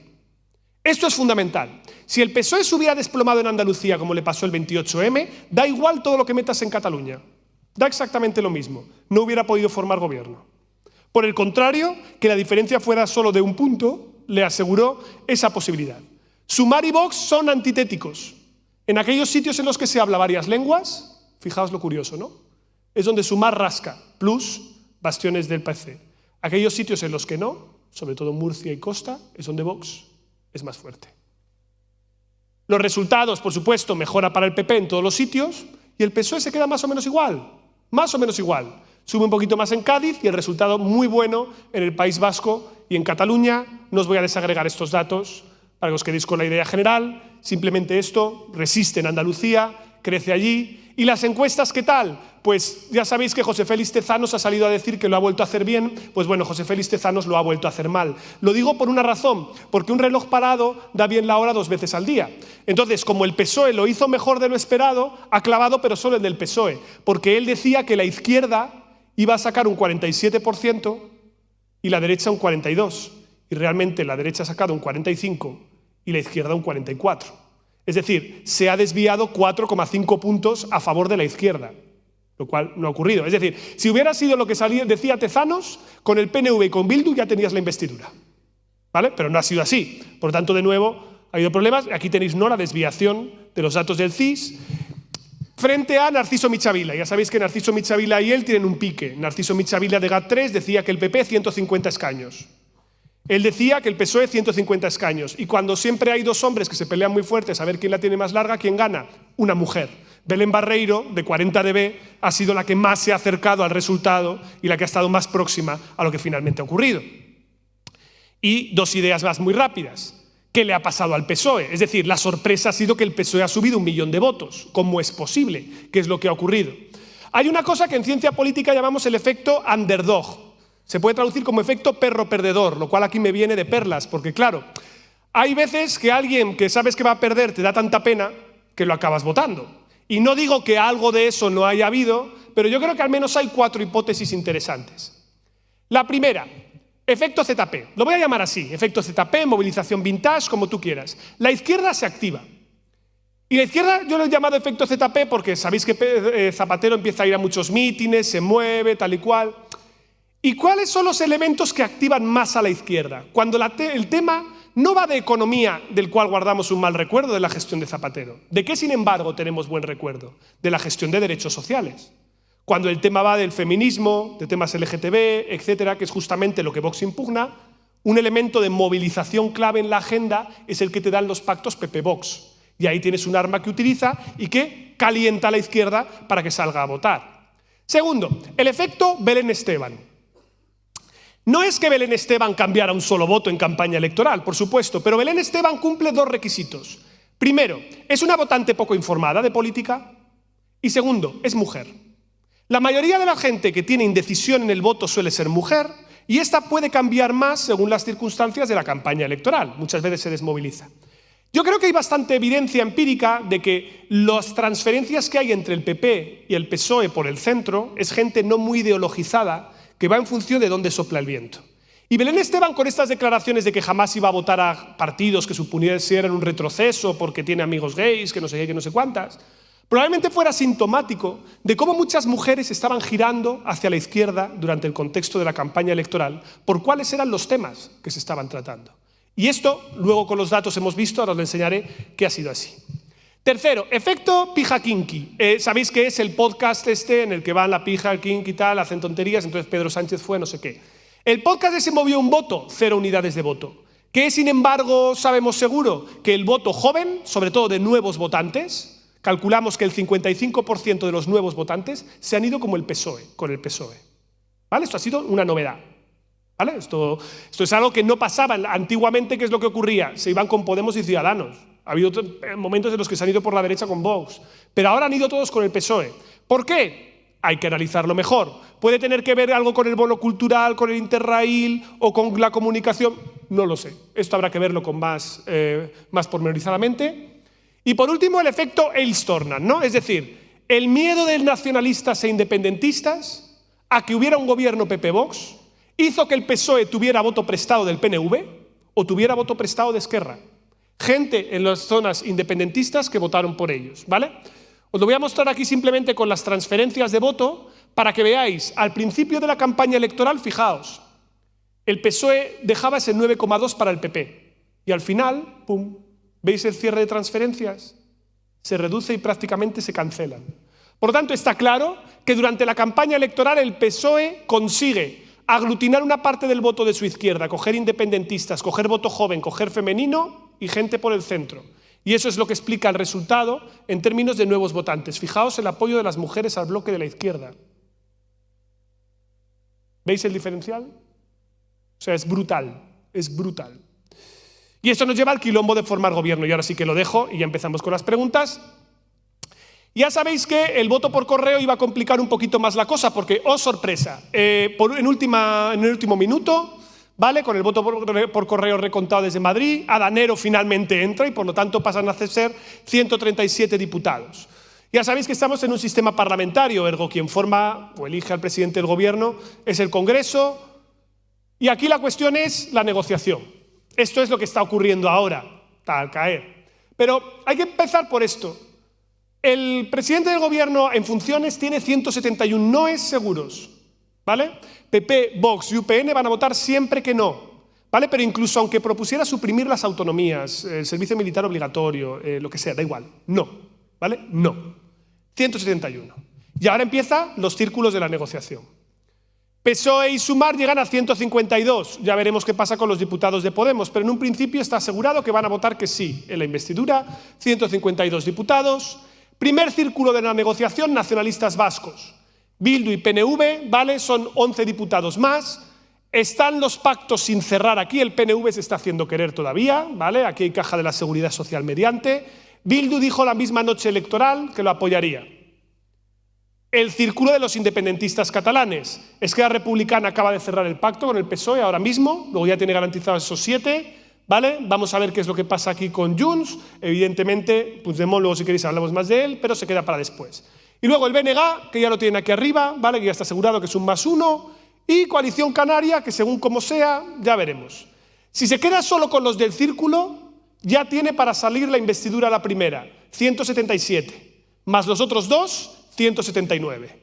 Por lo tanto, si todo va con el calendario que más o menos está previsto y se maneja, y a la velocidad a la que se están sucediendo los pactos, yo creo que para el jueves ya estaría, ¿vale? A lo mejor si se complica un poco la cosa pasa la semana siguiente, pero en un principio para el jueves ya estaría.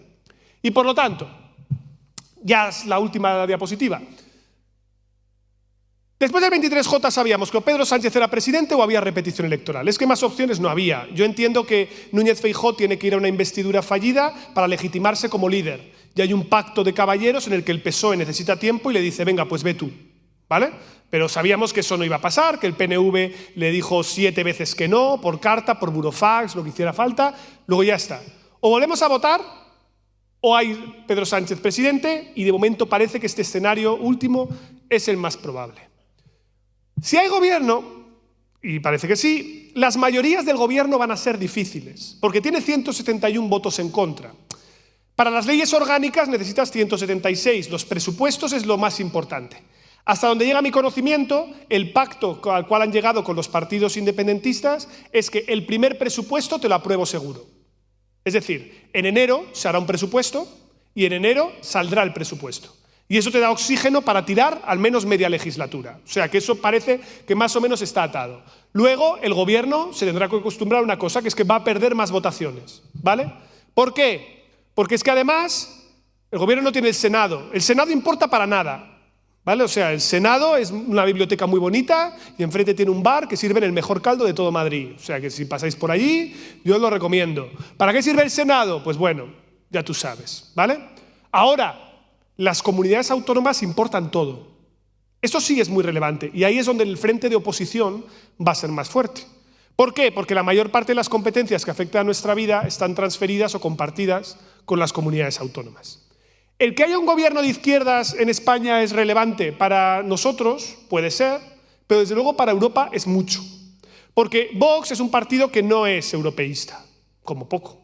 Y al no entrar en el gobierno, esto permite que haya un gobierno aquí en España y en Varsovia, ahora que en Polonia las elecciones nos han dado una buena noticia, de centro-izquierda y de centro-derecha, que permiten reequilibrar el terreno de juego con una Italia o una Hungría que están en posiciones más duras.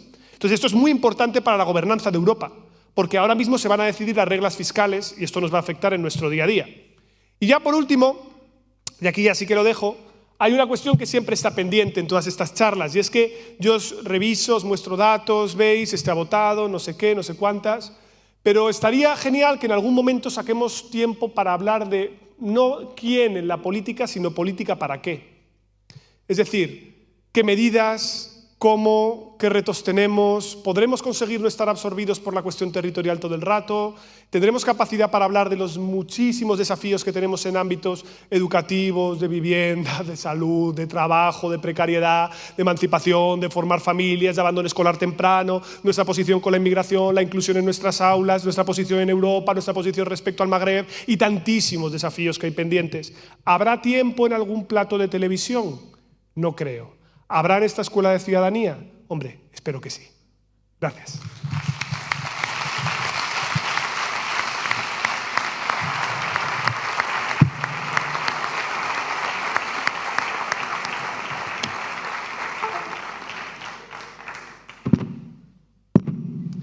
Muchas gracias, Pablo. Tenemos unos 20 minutos para alimentar un debate que se va a encargar de moderarlo la profesora Irene Lapuerta.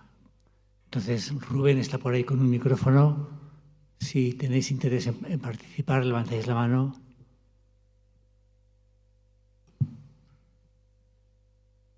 Hola, Pablo. Bueno, muchas gracias porque en primer lugar es un lujo poder hablar con esta soltura que en televisión por motivos evidentes no se puede, y aquí es un lujo tantos datos y desgranarlos con esa sinceridad. Genial, de verdad. A mí siempre me pregunto, después de ver los datos, hay una cosa que no me cuadra. Los datos demográficos de porcentaje de voto, ideológicos y más sociológicos están muy distantes de los resultados electorales, y tú lo has mencionado en algún punto, respecto a los escaños y a los resultados finales que tenemos.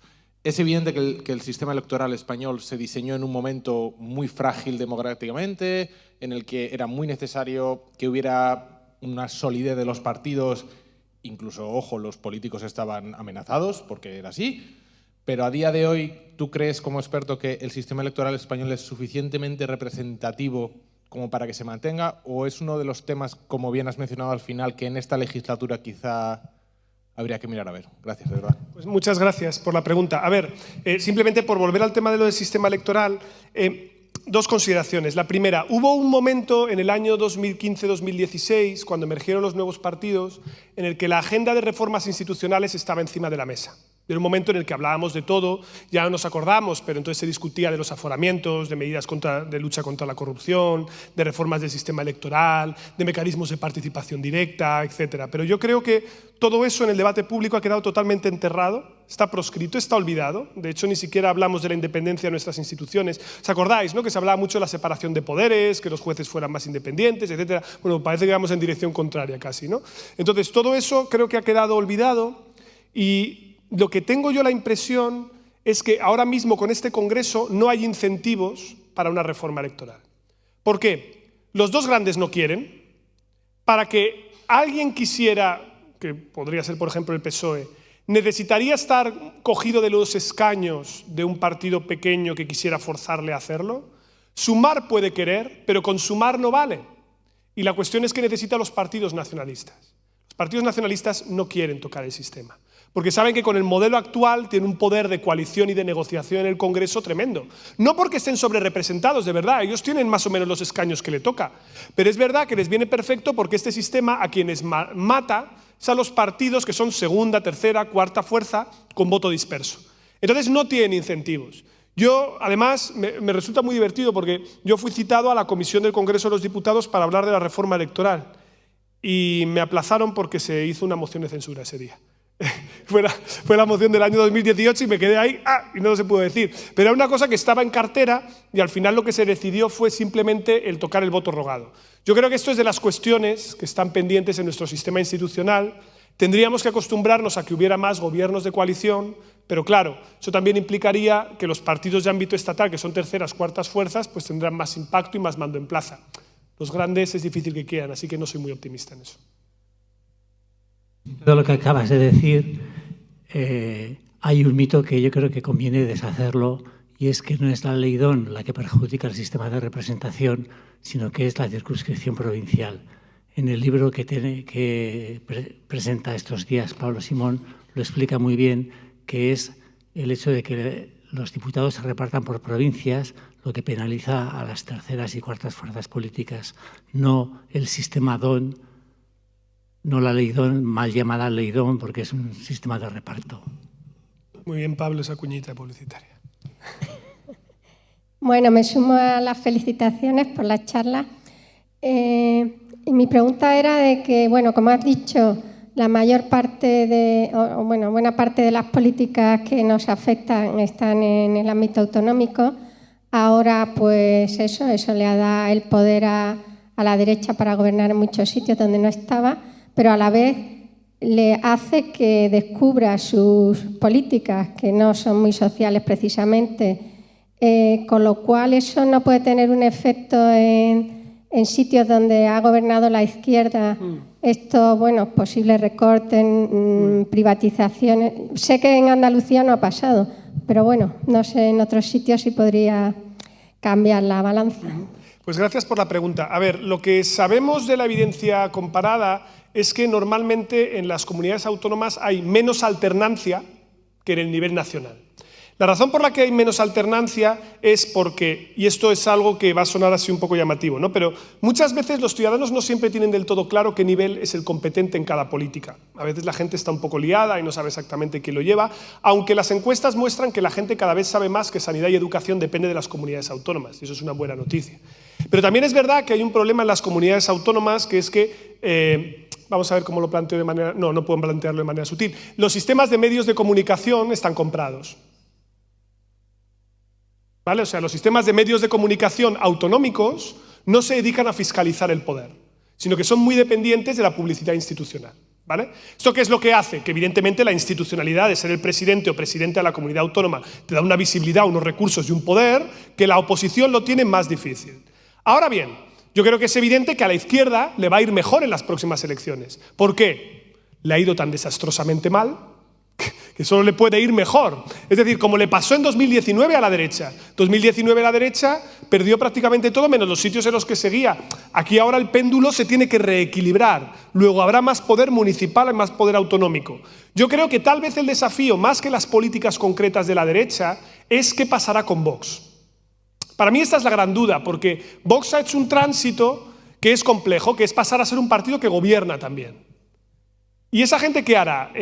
¿Se quedará en Vox, se irá al PP, se desmovilizará cuando vea que no puede dar lo que quiere dar? Porque además Vox es un partido agrocultural, porque siempre coge agricultura y cultura. Es decir, siempre coge las dos carteras, ¿vale? Esas dos. Vamos a ver, porque no es tan fácil. Es decir, mira tú, te aseguro que los ganaderos no están nada contentos con la gestión de Gallardo en Castilla y León. Claro, eso luego ya afecta a sectores concretos. Entonces, una parte de lo que comentas puede ser, pero yo creo que es raro que veamos en autonomías ciclos que solo duran una legislatura. Es más extraño. Y luego, segundo, hay algo que no sabemos, que es cómo estará España en 2027. Que no sabemos cómo estará. Si estará bien, estará mal, habrá crisis, habrá caído el gobierno, habrá otro gobierno, no tenemos ni idea. Entonces está muy largo, me lo fiáis, ¿no? Pero sí es verdad que será algo decisivo para esto cómo se reconfiguren los partidos políticos de la oposición. Qué liderazgos y qué espacios que luego puedan sumar, valga la redundancia, ¿no? Sobre todo el espacio a la izquierda del PSOE, porque si ese guirigay no se aclara, las sumas serán más complicadas. Sí, yo quería preguntar un poco, pues viendo el futuro, viendo cómo se han desenvuelto los partidos minoritarios, o sea, los socios minoritarios en los gobiernos, pues eso, Ciudadanos desaparecido, Podemos enterrado por sumar, etcétera. Por un lado, quería preguntarle qué futuro le augura Vox como socio minoritario en muchos gobiernos autonómicos y, por otro lado, si España, no sé si tanto políticamente, sino demográficamente, socialmente, está preparada para ser pues, un país que tenga dos partidos mayoritarios y un tercero que pivote la balanza un poco a la alemana, o si, por el contrario, estamos condenados a ser un país bipartidista. Muchas gracias. Gracias. Bueno, el destino no está escrito, por supuesto, y ni siquiera tendría por qué haber ocurrido el bibloquismo en el que estamos. Es decir, la historia de España sería diferente si en el año 2019 Albert Rivera no se hubiera enamorado de Malú. Lo digo porque nadie malogró tanto poder de negociación como él en la gestión del año 2019. Fíjense que un sistema de 5 partidos, Vox y PP a un lado, Podemos y PSOE al otro, Ciudadanos es el fiel de la balanza y podía moverse en una dirección o en otra. Podría haber presidido varias comunidades autónomas, Ciudadanos, si hubiera querido. Pero Albert Rivera no quiso por razones internas. Tampoco quería nadie que le hiciera sombra desde una presidencia autonómica. Pero eso se escribirá cuando llegue el momento de hacer la autopsia al cadáver. Pero estabas preguntando a propósito de cojo la última pregunta primero, ¿no? Lo de, ¿puede haber partidos pivotales que orbiten? Por supuesto, pero el sistema electoral es muy puñetero. Es decir, el sistema electoral no tiene difícil indultarte, ¿vale? En determinadas circunstancias. Entonces, que ese partido pivotal por sí solo sea suficiente es extraño. De hecho, fíjate que para que eso pudiera pasar, Ciudadanos se tuvo que propulsar a los 57 diputados que tuvo en abril de 2019. Por tanto, tuvo que crecer por encima del 15. ¿Vale? Si ya estás por debajo, con ese partido pivotal no valdría solo. Hay que meter también a partidos nacionalistas independentistas en la ecuación. Y Ciudadanos era antinacionalista, luego no se maridaban. ¿Vale? Por lo tanto, si va a surgir algo nuevo, que no lo descartemos, o sea, puede surgir algo que quiera recoger ese espacio, tiene que ser con unos postulados ideológicos diferentes y con una visión estratégica que no se base en intentar reemplazar al PP, sino que intente tener su propio espacio político, que es lo que intenta Inés Arrimadas tarde. decir, la moción de censura de Murcia y todo eso que se precipita, lo intenta tarde. Pero tú preguntabas, la primera parte, ¿no? ¿Cuál es el destino de Vox? La cuestión, lo que diferencia, creo yo, a Ciudadanos de Podemos /Sumar /Vox, es que hay espacios en los que la estructura y digámoslo así, las corrientes ideológicas de fondo empujan a tu favor y otros que los tienen que crear, ¿no? Y siempre va a haber hueco para partidos a la izquierda del PSOE. De hecho, ese hueco, en muchos sitios, ya no lo ocupan los partidos poscomunistas, sino los partidos verdes, ¿vale? Que tienen una matriz de crecimiento muy clara. Partidos verdes, que en el sur de Europa no se desarrollan casi, pero que en Centro Europa cada vez son más relevantes e incluso entran en gobiernos como en Alemania, ¿no? Pero los partidos de la familia de Vox están en media en el 17% de voto en Europa. Entonces, ¿Vox le puede ir peor? Por supuesto que sí. ¿Vox va a desaparecer? Lo dudo mucho. ¿Vox le puede crecer otro competidor de extrema derecha? No lo descartemos.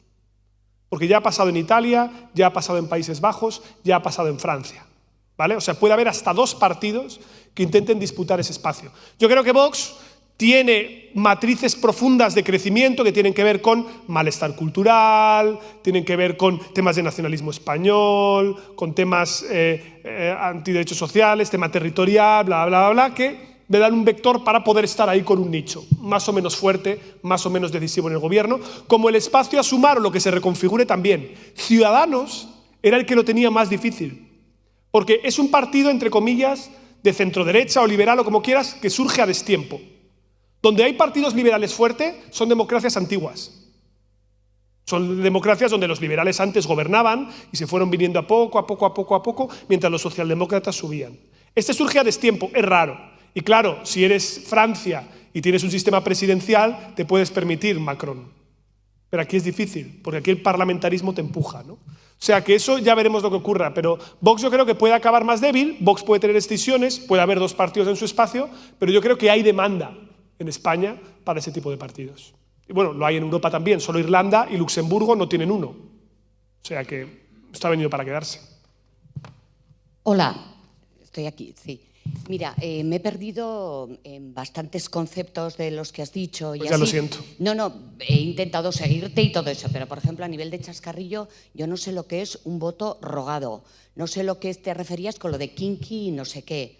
Pero a mí lo que yo he pedido lo de la palabra ahora era por comentarte las encuestas en las fechas electorales, en campaña, en pre-campaña. Vamos a ver, yo porque me molestan, no sé cómo decirte, a mí el Tezanos, el FIS y todo eso me parece que me molestan, me agreden, no sé cómo decirte. Y quería saber tu opinión sobre eso y o sea, ¿qué piensas de eso, de las dichosas encuestas y por qué tienen que salir entonces en las campañas electorales? Vale, brevemente. El voto rogado, el voto rogado es básicamente lo que había antes para votar por correo fuera de España. Hubo una reforma en el año 2011 que hacía que para que tú pudieras votar por correo fuera de España tuvieras que ir previamente y solicitarlo a un consulado, una embajada, etc. ¿Cuál era el problema? Que eso hacía que tuvieras que hacer el doble de trámites. ¿Cuál fue el resultado? Cayó dramáticamente la participación desde el exterior. Esto se implementó en el año 2011 porque estaban muy preocupados por la corrupción en el voto y que se compraran votos de fuera y los presidentes gallegos que se iban a hacer una tournée por América Latina y volvían tal, entonces había muchas dudas, ¿vale? Y de hecho, aunque se haya restablecido, se ha suprimido, y ya en estas elecciones ya se ha suprimido, luego el voto por correo del exterior es más fácil. Resultado, llega más voto por correo y por eso la Junta Electoral ha dicho el voto por correo de fuera, no el que votas en España. Cuando tú votas en España por correo, ese se cuenta la misma noche, ¿eh? Solo lleva el cartero y lo entrega allí. El del exterior, que se contaba normalmente los miércoles, ahora se cuenta los sábados.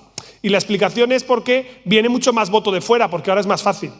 Y no se vaya a perder por correo y tal y cual, y esa es la explicación. La pija y el kinky es un podcast que escucha gente joven, ergo yo tampoco lo escucho, ¿vale? O sea, porque yo no soy joven. Pero, bueno, debe ser muy popular, a mí no me hace cero gracia, y la entrevista no me hizo gracia, pero, bueno, a la gente sí, yo qué sé. Y sobre las encuestas. Hombre, no sé si lo de que le agreden, espero que no haya venido ningún demóscopo a pegarle ni nada raro, pero las encuestas son un instrumento, ¿vale? Primero, las encuestas está prohibido publicarlas 5 días antes de votar, ¿vale? Eso que sepa que la última semana de campaña no hay encuestas. Luego puede relajarse la última semana, estar más tranquila. Lo que no significa que no se hagan encuestas, porque los partidos siguen haciendo, ¿eh? Y los medios de comunicación también. Creedme, mi WhatsApp echa humo, porque está todo el mundo intoxicándote. Están mandándote, mira qué encuesta tengo, no sé qué, no sé cuánta, no sabes de dónde sale. Bueno, pero sí que es verdad que las encuestas son un instrumento útil si es un instrumento correctamente empleado. Y tenemos mucho analfabetismo, ¿vale? Analfabetismo de periodistas que no saben interpretar las encuestas, gente que quiere inducir con las encuestas y una falta de pedagogía para explicar a la gente cómo funciona una encuesta. Porque entonces sabrías perfectamente cuando ves una encuesta, ¿verdad que el paladar se educa? Uno no diría, no me gusta comer, porque es que este día comí un kebab que estaba malo, que no sé qué. Bueno, voy a educarte, te voy a dar cositas buenas, cositas malas, y entonces vas a entender cuál es la diferencia entre un solomillo y una hamburguesilla, ¿no? Pues aquí pasa igual. Muchas encuestas se publican sin, por ejemplo, la ficha técnica, que es obligatorio. Tú tienes que decir a quién encuestas, cuánta gente, qué método de recogida de datos, qué margen de error, etc. Por ejemplo, eso, muchas encuestas que vemos por internet no lo sacan. Segundo, muchas encuestas sacan la proyección de diputados. Creedme, proyectar los diputados con una encuesta es muy difícil. Nunca le hagáis caso a los diputados que os dé una encuesta. Nunca. Nunca. Porque están basándose en proyecciones de voto pasado, ¿vale? Y ninguna encuesta tiene muestras representativas, salvo una del CIS, pero bueno, representativas a nivel provincial. Claro, tú recuerda que tus votos se cuentan en Navarra. Entonces, claro, si yo no tengo una muestra representativa de cómo votan los navarros, ¿cómo voy a saber a quién van los 5 diputados? Las horquillas son como el arco iris, o sea, pasa de todo por en medio, ¿vale? No tiene ningún sentido. Y voy a dar un consejo sobre las encuestas, ¿vale? Cuando estamos lejos de campaña electoral, cada cual se fiará más de una casa privada o no, todo el mundo tiene intereses, ¿vale? Hay agregadores y hay medias de encuestas. Pero yo te voy a plantear la siguiente idea para interpretarlas. La idea es la siguiente. Imagínate que ahora mismo yo voy por el Paseo de la Castellana, ¿vale?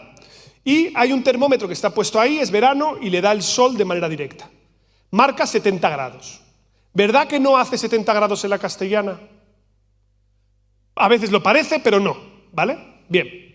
Imagínate que vuelvo a pasar por delante del Paseo de la Castellana, miro ese termómetro y ahora hay 74 grados. ¿Hace 74 grados? No. ¿Pero qué información me está dando ese termómetro que no sabía? Esto es.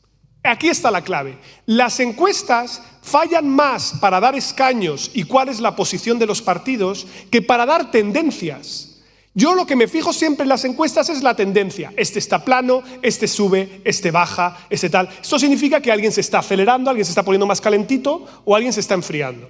Y esa es la única información que realmente considero valiosa si no entras en las tripas como hago yo, que troceo un poco más. ¿Vale? Entonces, las encuestas son un instrumento. Es un instrumento que a veces es más preciso, otras veces no. Que muchas veces se emplea mal, en la que hay analfabetismo de los políticos y de los periodistas, hay poca pedagogía para que la gente las entienda y lo que tenemos que intentar verlo es como algo muy sencillo y es que la única forma de conocer lo que la gente piensa es preguntándole. Es que no... Claro. No, pero la gente... Pero fíjate... Si esto fuera verdad, imagínate que soy un poderoso controlador y controlo todas las casas de encuestas, ¿vale? Imagínate que yo quiero que el PP saque absoluta, ¿vale? Quiero que esté fuerte el Partido Popular, ¿no? Como decía, ¿cómo era? Ya se me olvida. Bien, esté fuerte, ¿vale? Semen de fuerza. Entonces cojo ahí, coloco al PP. ¿Qué hago con el Partido Popular? ¿Le doy al Partido Popular mucho voto en las encuestas o le doy poco? Veamos. Podría darle muy alto al PP, ¿no? Esto podría hacer que la gente se anime y vote al PP, porque dice, qué bien el PP, es el mejor.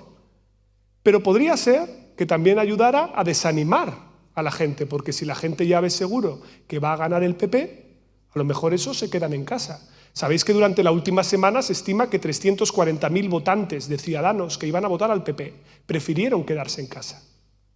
¿Por qué? A lo mejor porque vieron las encuestas y dijeron, bueno, si Feijóo ya va a ganar igual, ¿para qué voy a ir a votar? Por tanto, le podría dar muy alto.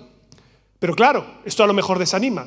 A lo mejor le doy más bajo y más cerca del PSOE para que parezca que está reñido y salgan. Claro, pero pueden salir los míos o pueden salir los del PSOE. ¿Cómo utilizar el conocimiento de las encuestas para manipular a la gente? Es muy complicado, porque sois cajas negras. Es decir, no sabemos cómo votáis. Tenéis infinitas razones, hay tantas razones como votos. Luego, muchos intentan manipular, pero ¿sabes qué es lo que pasa? Que les sale mal. Porque luego, a la hora de la verdad, el pueblo es soberano y habla por esa boca y lo hace a través de la boca de urna. Y no tiene más. Pablo, ¿no te parece que en principio la democracia en este país, o sea, ya nace de un fraude y tiene una calidad democrática, pero de muy bajo nivel desde su nacimiento? Me explico. Aquí, en este pueblo precisamente, muchos recordaréis que en el 77, las primeras elecciones democráticas, entre comillas, para algunos pudieron presentarse, otros no pudimos presentarnos. Entonces, ¿qué calidad democrática piensas que tiene esta democracia cuando desde su nacimiento, desde las primeras elecciones, aquí, insisto, en este pueblo, a las 6 de la tarde se reprimía y se impedía la presentación de unas candidaturas en las cuales se pretendía presentar en 34 provincias del Estado español? Te quiero recordar que la organización que más candidaturas presentaba en el Estado español era el Partido Comunista y el siguiente era el Partido Carlista. Entonces, ese mismo Partido Carlista y ese Partido Comunista, ese mismo día, en el 77, de junio del 77, mientras Carrillo y toda su dirección se presentaba en Amaya, en la Sociedad Deportiva Amaya, que la tenemos aquí a 4 kilómetros, y es legítimo que presentara su programa, lo hicieron con toda tranquilidad, sin ningún problema, y mientras tanto, ese mismo día, a las 6 de la tarde, ese mismo día, las primeras elecciones democráticas, digo, entre comillas, al Partido Carlista se le reprimió y se le suspendió el mitin aquí en Villava, en Sant Esteban otro, y en Tafalla y en el Beotíbar, en Tolosa. Entonces, ¿qué calidad democrática piensas que se le puede dar cuando del nacimiento de las primeras elecciones para muchos es un fraude? Es un fraude, además, demostrable. Y además se puede afirmar con toda rotundidad que esta democracia está construida a base de muchos asesinatos y muchos compañeros que han caído luchando por la libertad y por la democracia en este país y que no se quiere esclarecer. Y en ese sentido me refiero y denuncio de aquí públicamente al régimen 78 por la baja calidad democrática que tenemos. ¿Qué impresión tienes tú de que esas elecciones, y ahora todo el mundo hablamos de democracia en este país, ahora todo el mundo es demócrata, pero el dictador murió tranquilamente en la cama y toda esta gente que hoy día dice que es demócrata ha tenido mucho tiempo para demostrarlo. Pero bueno, eso es otro tema. Vale, vamos a ver. Cuestiones sobre transición, yo creo que yo no me voy a meter porque no soy especialista ni conozco cada casuística de manera muy pormenorizada, pero yo sí creo que hay que hacer 2 reflexiones. La primera reflexión es que la mayoría de las veces, si miramos a los entornos democráticos que han tenido procesos de transición como el nuestro, estoy pensando en América Latina, u otras democracias durante los años 60-70, hombre, ¿qué pensaría yo de una democracia en la que no se pueden presentar partidos libremente? Evidentemente eso es problemático. Igual que es problemático, por ejemplo, que los afroamericanos en Estados Unidos no pudieran votar hasta mediados de los años 60, cosa que también ocurría con perfecta normalidad, o que hubiera cantones en Suiza en los que las mujeres estaban privadas de voto. O, por ejemplo, que ahora mismo en las repúblicas bálticas la minoría rusófona también esté privada de derecho para poder participar políticamente. Quiero decir con esto, muchas veces pensamos que nuestra situación es enormemente excepcional Y yo os invito a que reviséis procesos de transición en nuestro entorno y veréis que en todos los sitios se cuecen habas. Eso no quiere decir que no tengamos que revisar de manera crítica, como se hizo en aquel momento, por supuesto que no, pero esto lo ligo con la segunda cuestión, que es la que a mí más me compete, creo. Y no es tanto hablar de eso, como hablar de la propia calidad democrática. Yo creo que la calidad democrática no es algo que tenga que estar truncado en origen, sino que depende de las decisiones que tomamos después. Y yo creo que en esto sí que hay un déficit importante durante los años 80 y 90, que es que se ha jugado a una lógica en la cual no se favorece la participación ciudadana o se le ponen trabas. A mí, honestamente, lo de los partidos es casi lo que menos me importa, o sea, aunque parezca que no, pero realmente me preocupan más las asociaciones, me preocupan más los grupos de barrio que se fueron desmovilizando durante mucho tiempo, la pérdida de capilaridad de movimientos sociales, etcétera. Es algo que me preocupa porque al final España es, junto con Francia, el país donde más manifestaciones hay. Pero la manifestación es algo que llega tarde, porque tú tienes que estar primero sentado para discutir, no manifestarte para reaccionar contra una política que no te gusta, o no solo eso. Y en términos de tejido asociativo hemos sido muy pobres, hemos hecho una dejación de funciones muy importante y en los años 2000 desaprovechamos la oportunidad de formar mucho más a la gente en democracia. La democracia no es una escuela de demócratas per se. Es decir, si tú no formas demócratas, simplemente vivir en democracia puede coexistir con amplias capas de la sociedad que sean pasivas. Desde las escuelas no se ha hecho absolutamente nada. Tengo a gente que viene a la universidad en ciencias políticas con 18 años que no saben ni cómo se vota. Y esto también es problemático. No se ha revisado de manera crítica todo ese proceso y eso depende mucho de las decisiones de las décadas posteriores. Y yo creo que ahí sí que acuso. Yo ahí sí que acuso a que una parte de nuestra política, operadores políticos sobre todo, le ha venido bien el tener amplias capas de la sociedad despolitizadas. Yo entiendo que la gente, como dice el último Eurobarómetro, el 48% de los españoles hablan nunca o casi nunca de política con su familia o amigos. 48%, ¿vale? No hablan nunca o casi nunca. Esto ya es indicativo de que cuando tienes 30 puntos menos en Europa hay un problema de base. Y es que tenemos que generar en la gente más instrumentos y sobre todo más información e interés para achicar el espacio a la manipulación. Que yo creo que al fin y al cabo es de lo que se trata. Una ciudadanía más informada y más crítica controla mejor a su política y su política da mejor resultado. Una ciudadanía más pasiva y más apática termina dejando más manga ancha y por lo tanto tener unas instituciones de peor calidad. Y esto es una reflexión que llevamos teniéndola desde que hay democracia, diría, en España y que no lo cambiamos. Y son 40 años, y yo lo lamento, con 40 años ya no eres una joven democracia. Igual que ninguno de los aquí presentes con más de 40 años sigue siendo joven. O sea, que habría que tomarse esto de una manera más seria de lo que se ha hecho hasta ahora, a mi juicio. Bueno, habría tiempo para una última pregunta, pero casi de sí o no. La última. ¿No has contemplado en ningún caso la abstención de un pequeño grupo del PSOE? No.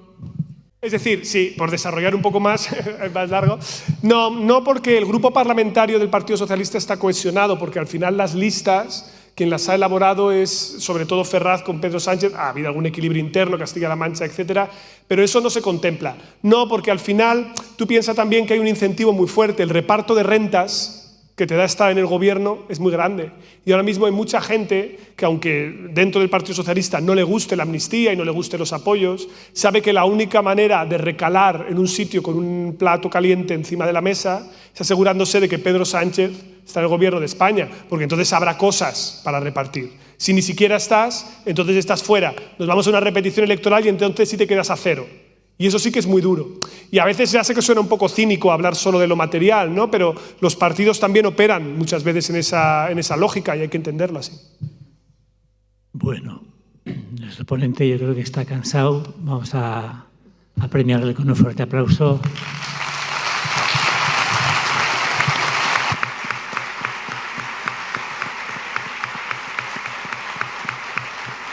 Y nada, os recuerdo que el próximo 14 de noviembre a las 7:30 de la tarde, Joseba Ceolaza nos dará su visión particular sobre cómo encarar el fin del terrorismo. Muchas gracias y hasta la próxima.